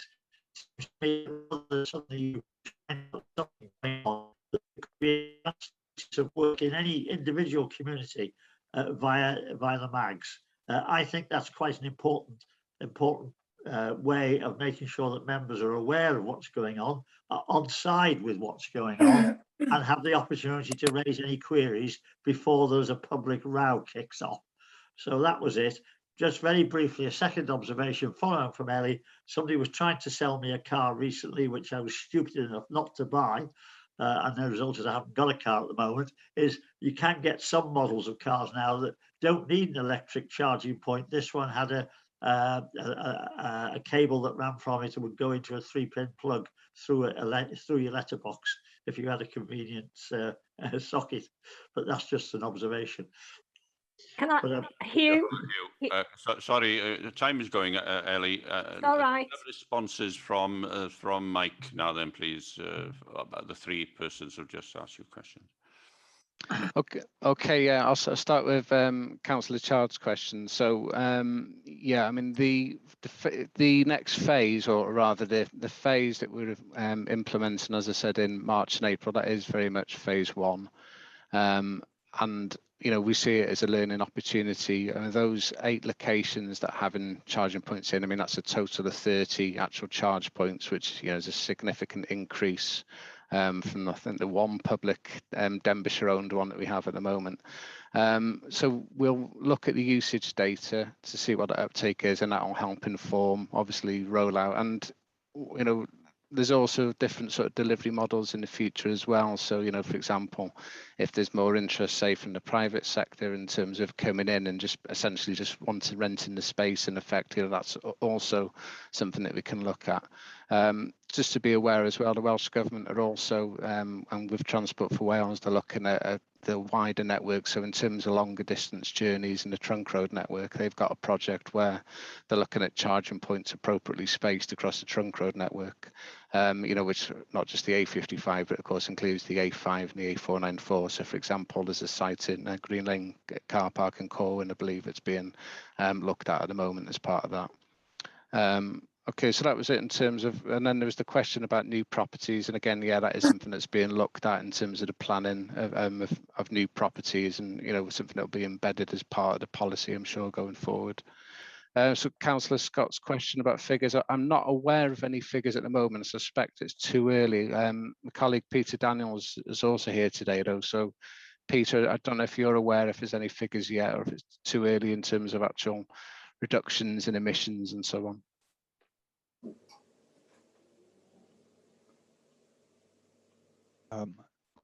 Hello. Hi, Peter. I can hear you. Yep, lovely. Thank you. Yes, it is probably a shade too early to say, to be honest. We you know, we do get some information, but I'm not sure of its veracity quite yet. Okay. And then moving on to Councillor Irving's question. Yeah, I mean, in the development of active travel schemes, you know, especially where, for example, pavements are being widened and, it, you know, for example, might require removal of some parking or changes to the traffic flow and so on, as you mentioned. Yes, you know, I certainly would expect the local members to be involved, and to take your point about involving the MAG early in those discussions as well. I think, you know, that makes a lot of sense, and certainly that's the way I would expect projects to be taken forward. You know, we're familiar, obviously, we were in partnership scrutiny 3 weeks ago talking about the COVID schemes. They were a little bit different because of the short timescales, but certainly in terms of the type of project that we're talking about through this initiative, in terms of permanent schemes, and yes, they do need to be properly developed and ensure that we're speaking to everybody affected as we should be. Diolch yn fawr iawn, Mike. Brian, you want to come back? Just to add on to Hugh Irving's point about consultation, you're right to raise that, and it will be something that will need to happen when the next council comes along, because active travel, without a shadow of a doubt, because of the Welsh Government's policy, will be a major item on the agenda. And you might be aware about the blanket 20-mile-an-hour zones that are going to be put in place. The legislation for that has all been passed, and that will come into force. And what that will give is, in respect of active travel, opportunities, because traffic will be moving at a lower rate. It will give the opportunity to look at active travel schemes, whether it's cycling, walking, where residents will feel more comfortable in that environment, but it will need a lot of consultation and a lot of buy-in. So yeah, it's an important thing to remember, but I'm sure the officers won't miss that, the fact that you need to have a consultation up front, way up front, and be totally open and transparent about it all. Thank you, Chair. Diolch yn fawr iawn. Bob, Murray, and then Martin, please.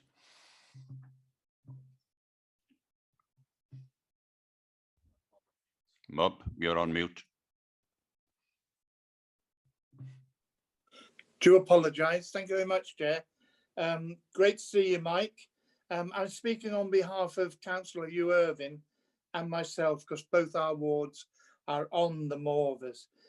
Our pathways have been damaged greatly by Natural Resources Wales. When cleaning the cut from Rhyl to the Morvers, they've used track diggers, and they've ripped them all up. We have had bits and pieces reinstated, but it's not brilliant. And I would like to know what we can do about this, because the Morvers, as you know, has been turned into a wonderful site for wildlife and everything. And the disabled people with the dogs and anybody else, use this greatly. So I'd like to know, what can we do, as the Levelling Up Fund has said no. And as I said, they're greatly used by the residents, and because we're having this new wetland, they'll be used even more. We have had a older resident slip on the bank and has gone down into the water. Thank goodness he was okay. But we've had a lot of people tripping over things as well. So could you please let me know what we intend to do, or what can we do? Thank you very much, Chair. Diolch yn fawr. Martin, please. Diolch. Thank you, Chair. Obviously, tourism is one of the biggest businesses here in Denbighshire, and it's no different in my part of the world. As you know, we get 200,000 visitors plus a year now to Mulvamai, a couple of 100,000 a year to Loggerheads Country Park. We're looking at, obviously, putting electric points in various charging points in various car parks. Obviously in Rhyl and places in Prestatyn, that will be quite simple to do. But how are you going to get over the issue of putting electric charging points in car parks, for example, on the top of Penbarus and Morfamai. Are we going to have some logistical problems in doing that? But we can't not have them because tourism is such an important issue for us. And on the question of, I've always meant to have a little look. I haven't bought my electric car yet, but that's the next priority for me. But I go into Tesco's in Ruthin and they have 4 electric charging points there. How does the customer pay for the electricity? Just as a matter of interest, I haven't had a close look, so perhaps you can answer that question for me. And I assume that when we are putting electric points in our car parks, it won't be free, surely to God. Okay, thank you. Over to you, Mike.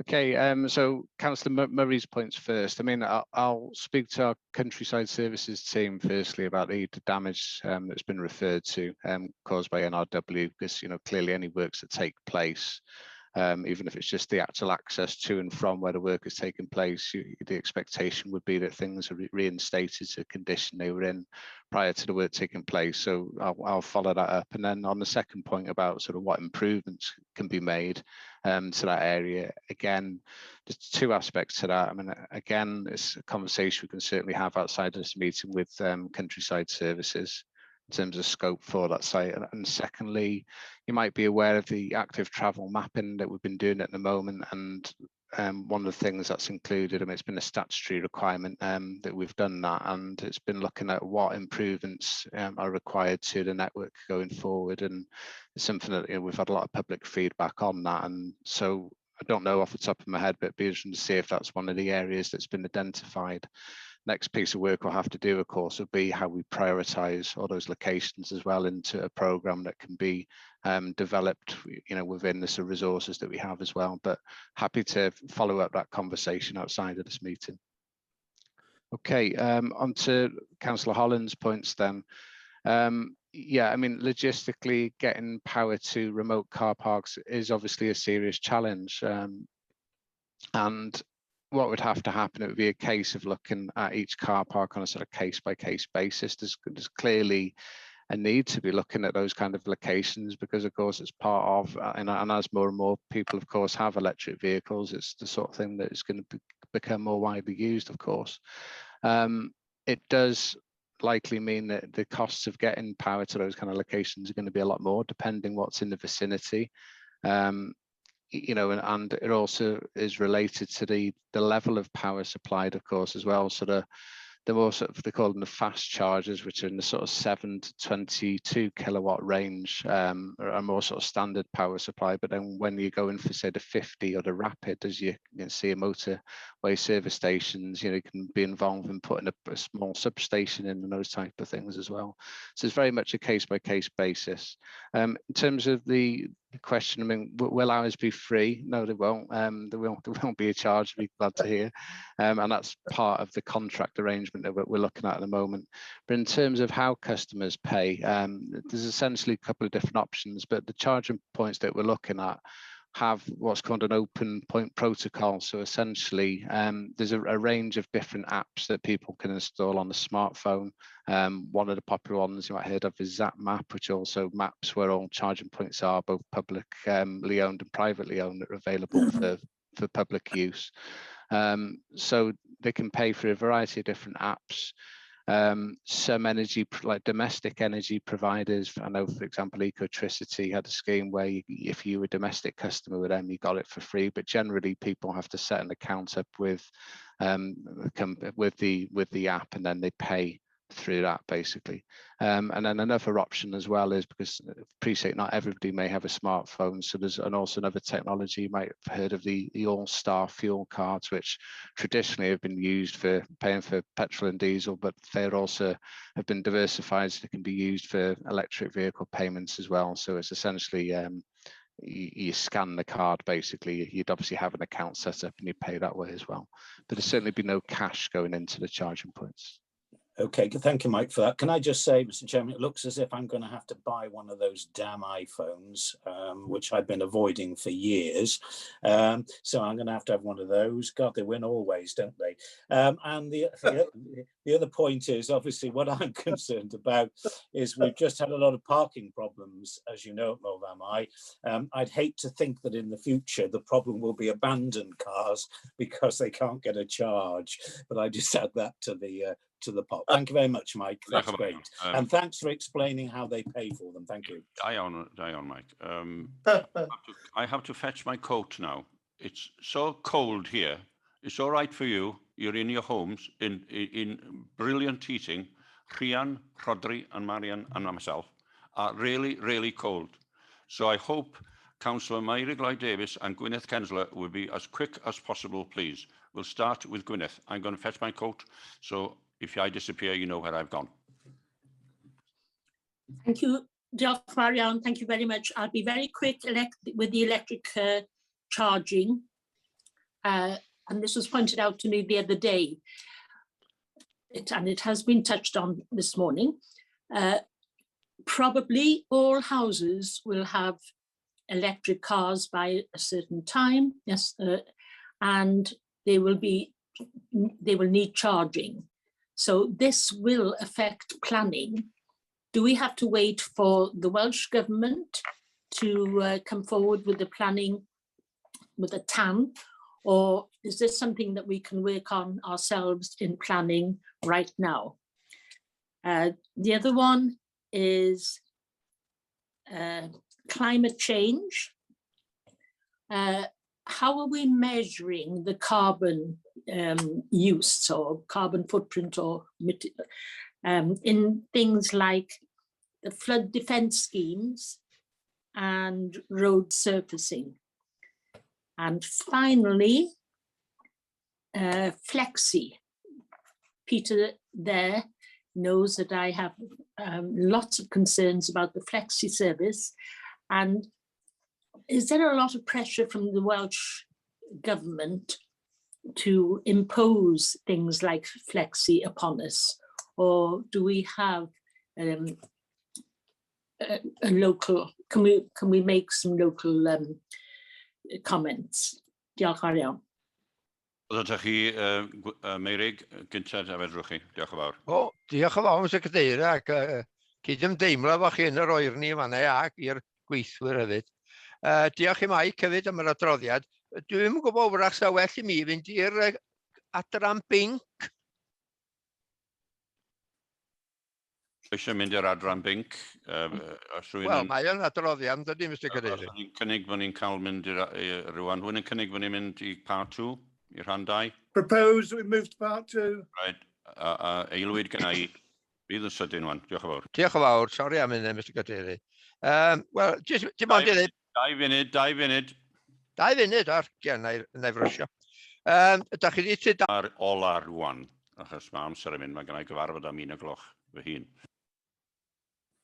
Okay, diolch yn fawr anyway, Mr Cadeirydd. Just to say, first of all, I enjoyed listening to Brian's introduction because as well as giving us a across North Wales perspective, he also remembered us down south in the rural areas of Denbighshire, which was good to hear. Councillors will be aware that there's a big scheme going on in Llangollen, and if you don't want to get stuck in a traffic jam, avoid the town at the moment because it's quite difficult to get through. But that scheme was brought about by community involvement. It was the community that discussed it with us first of all. We put forward a plan to Mike's team and so on, and then worked with Mike very closely and his team. Someone mentioned about community involvement earlier.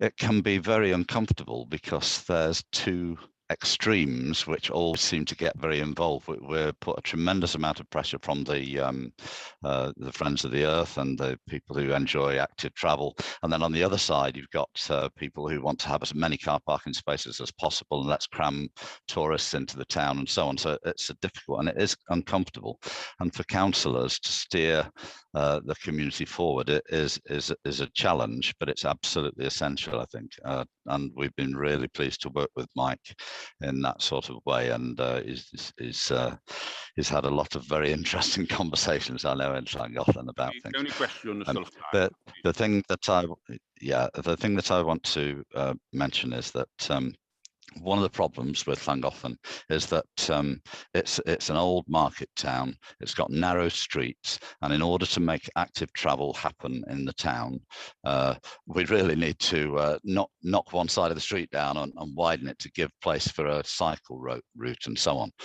The Welsh Government restrictions mean that we can't have any cycle routes, and we can't provide spaces for cycles because there's just not the width of the street. And that's a problem that's not going to be in Llangollen, it's going to be in all market towns right across Wales. And I just wonder if Brian and the team are feeding back to the Welsh Government that it is very difficult to include active travel in that scheme. Just want to mention buses as well, if I may, Chair. In order to get from Llangollen to Ruthin, it takes about 4 times as long as in the car, and that clearly is not a way forward. Now, I have written to Peter Daniels about this, and he replied and explained the reason why, which I understand. But if we're to encourage people to go from their cars into public transport, we have to have a good public transport. And I know it's chicken and egg situation and it's funding and all those sort of things, but I would encourage and ask the county to really think big about what they can do. I think that the plan that you've got in front of you, I think it's not quite ambitious enough, if I may say so, Chair. Thanks to Mike's team, and I know they're very small. Maybe there's a need there to improve the size of the team in order to really look at the county closely. Diolch yn fawr. Graham. Any comments on from Brian or from Mike there? If I can come in first, Chair, I could cover Councillor Gwyneth Kensler's points on road defect and concrete carbon emissions, but very briefly to Councillor Graham Timms, you mentioned resource there, absolutely spot on, and that subject has been broached directly with Lee Waters, the Deputy Minister, in a conversation with Ben Wilcox-Jones and myself, and there is options there where Welsh Government can perhaps provide some stream of income to enable us to bolster up the active travel team. So that's good news, that, and Ben Wilcox and the guys are fronting that. And I did mention the blanket 20-mile-an-hour zone previously on this meeting. And if you do remember, I did say part of that would be with a view to making pedestrians, road users, active travel users more safe on the highway. Not saying it'll apply to Llangollen this, but that could be an avenue that enables you to do things in Llangollen that you currently can't do. But Ben Wilcox and the team would probably be able to answer that better. But I think it is acknowledged. And hopefully the solutions will be there. Moving to Councillor Gwyneth Kensler then, she raised about carbon emissions on highway repairs. The Highway Department, fronted by Tim Towers, they've trialled different operations to reduce carbon emissions, and long term we'll probably see some of these practices being used on a day-to-day basis, which would be good for the carbon emissions on that front. Councillor Gwyneth Kensler, you did make a comment about concrete at a previous meeting, and I'm pleased to be able to tell you that on the Central Rail flood defence scheme, which is going to Cabinet in the near future, in the Wellbeing Impact Assessment report, I asked, and it's going to be included, there will be a specific section there on the carbon emissions of that project. So I'm really pleased about that. And again, it'll be something going forward. It'll be part of everyday life within the council, that we'll be able to clearly see what carbon emissions are happening on something like, if it does go forward, because it hasn't been approved yet, the Central Rail Flood Defence Scheme, you will be able to see what it will mean carbon emissions wise.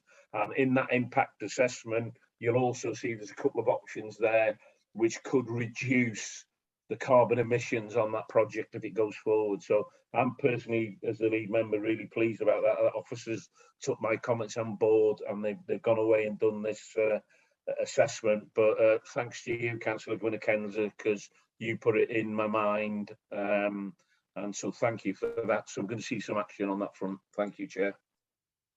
Diolch yn fawr iawn. This item is coming to an end now. Does anyone else? No, I don't want to be stopping. Chair, sorry, I was going to say there's a couple of other points Councillor Kensler raised that I've noted down. So the first one was the question about can we compel house builders essentially to provide charging points. I'll need to ask that question to my planning policy colleagues. So if I can provide an answer after the meeting, if that's okay. I suppose the question is, because I think the question was, do we have to wait for whether it's national policy to change or guidance to change, and or indeed does it become statutory, or is it something we can do sooner as well? So I'll get an answer back on that. And then there was a further question, I think, about the flexi service. Peter, I don't know if you're able to answer that. Thank you. Yes, I suppose the first part of the answer for Councillor Gwynedd-Kensler is also pertinent for Councillor Graham Timms.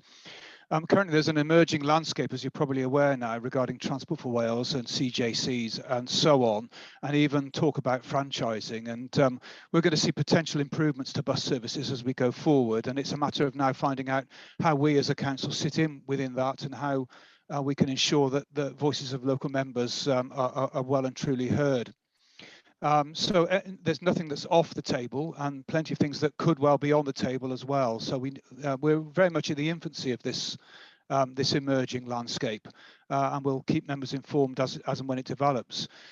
In terms of Transport for Wales and its plans to extend flexi, which I think was Councillor Gwynedd-Kensler's main point, I do think they do see this as very much as something for the future, and as a result of that, they will build in more flexes, I think, as we go forward. But that's very much in the longer term, perhaps 3 or 4 years away. Currently, as we stand at the moment, flexi would be very much a local decision, certainly in Denbigh and Denbighshire, and Councillor Kensler and indeed her colleague members are very patiently awaiting a report from me on the future of flexi, and I trust that will give them the information to make the decision as to whether it should stay or not.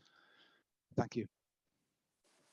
Fawr iawn I bawb ohonoch chi am eich ymunydd, yn wedig y staff yn hyn sydd yn yr oerfel. Ac dwi'n cymryd at yr cymeradwyaeth rwan, recommendations. We have observed the recommendation, and we had a very good discussion on this, and I thank Brian Jones for his time, and also the officers and Emlyn, Mike and Peter. Dwi wedi blino, a mae hi'n oer ofnadwy yma. Felly, da ni rhywun yn cynnig bod ni wedi mynd trwy'r rhain yn drylwyr, os gwelwch yn dda. Diolch yn fawr, Eli, a na i eilio. Pawb yn gytun, diolch yn fawr iawn. Diolch i chi gyd, a da ni'n mynd mlaen ymlaen i'r RHEAN, i'r eitem nesaf, eitem 9, sydd yn wneud hefo y dyfodol. Beth ydym ni'n mynd i drafod y dyfodol? Os gwelwch yn dda. Diolch, RHEAN. Dyma rhaglen waith arferol chi. Mae'n un o ddau o bwyntiau da chi wedi sôn amdanyn nhw'n barod bore yma. O dan yr adroddiad ar yr cynllun corfforaethol, mi godwyd y mater o y SARS, the Single Access Route to Housing. Mae yna adroddiad ar eich rhaglen waith chi tro nesaf ar y strategaeth 2. Mae rhai o'r pwyntiau yn y godwyd ganddo chi bore yma, fyny bosib i chi gael ateb iddyn nhw dan yr eitem yno tro nesaf. Hefyd, mi gododd cynghorydd Martin Holland BT a Digital Services a ardaloedd gwledig. Os ydych chi eisiau hwnna ddod i craffu'n y dyfodol, gai gynnig bod chi'n llenwi'r ffurflen graffu'n ein atodiad 2 i fewn a'i hanfon ni. Os fedrwch chi anfon mi o fewn yr awr nesaf yma, mi gawn ni thrafod un yn y cyfarfod cadeiryddion pnawn yma, neu fel arall nawn ni thrafod i tro nesaf. Dwi wedi sôn yn barod am materion staff a'r additional learning needs, bod hynny'n barod ar eich rhaglen waith chi. Felly yn eich cyfarfod nesaf chi sydd ar y 7 ar 20 o Ionawr, mae gennych chi 4 eitem sylweddol iawn. So dwi'n meddwl bod gennych chi ddigon yn fanau, dwi'n meddwl, i gadw chi fynd yn y cyfarfod nesaf. Oes wir. Fel ydych chi, mae grŵp cadeiryddion a gys cadeiryddion yn cyfarfod yn mynd yr awr, felly mae yna 1 neu 2 o geisiadau'n fanau'n barod i'w trafod. Yn atodiad 3, mae'r rhaglen waith y cabinet, con bod yna unrhyw eitem yn fanau ydych chi eisiau edrych arni'n y dyfodol. Ac yn atodiad 4, mae'r diweddaraf a'r materion godwyd gynnwch chi a'ch argymhelliad chi yn y cyfarfod dwytha. Hefyd, di Gwener dwytha nes i anfon ato chi yr ddogfen gwybodaeth, sydd â chydig o wybodaeth am y costau ynghylch â meifod ydych chi wedi gofyn amdanyn nhw, a hefyd yr adroddiad chwarterol diweddara ar yr cwynion i'r cyngor a sut mae rheini'n mynd. Dyna cwbl sgynna i godi efo chi heddiw o'n i bai bod gennych chi unrhyw gwestiynau. Unrhyw gwestiwn i'r swyddog? Nag oes, diolch yn fawr iawn i chi. A'r peth ola ydy, oes yna adroddiadau o bwyllgorau ydych chi wedi bod yn wneud yma nhw? Feedback from committee representatives. Na? Ddim wedi digwydd, diolch yn fawr. Felly diolch i chi am eich ymynedd. A gobeithio bod Nicola yn mynd i gymryd hyn i ystyriaeth, bod dim yn iawn i ni weithio yn y fath oerfel yr staff a finne. Gobeithio newch chi basio hyn ymlaen, Nicola. Iawn i chi yn eich cartrefi ac yn eich swyddfeydd, dydy hyn ddim yn deg. A mi welwn i chi ar y 7 ar 20. Diolch i bawb o Ionawr. Diolch yn fawr i bawb. Diolch.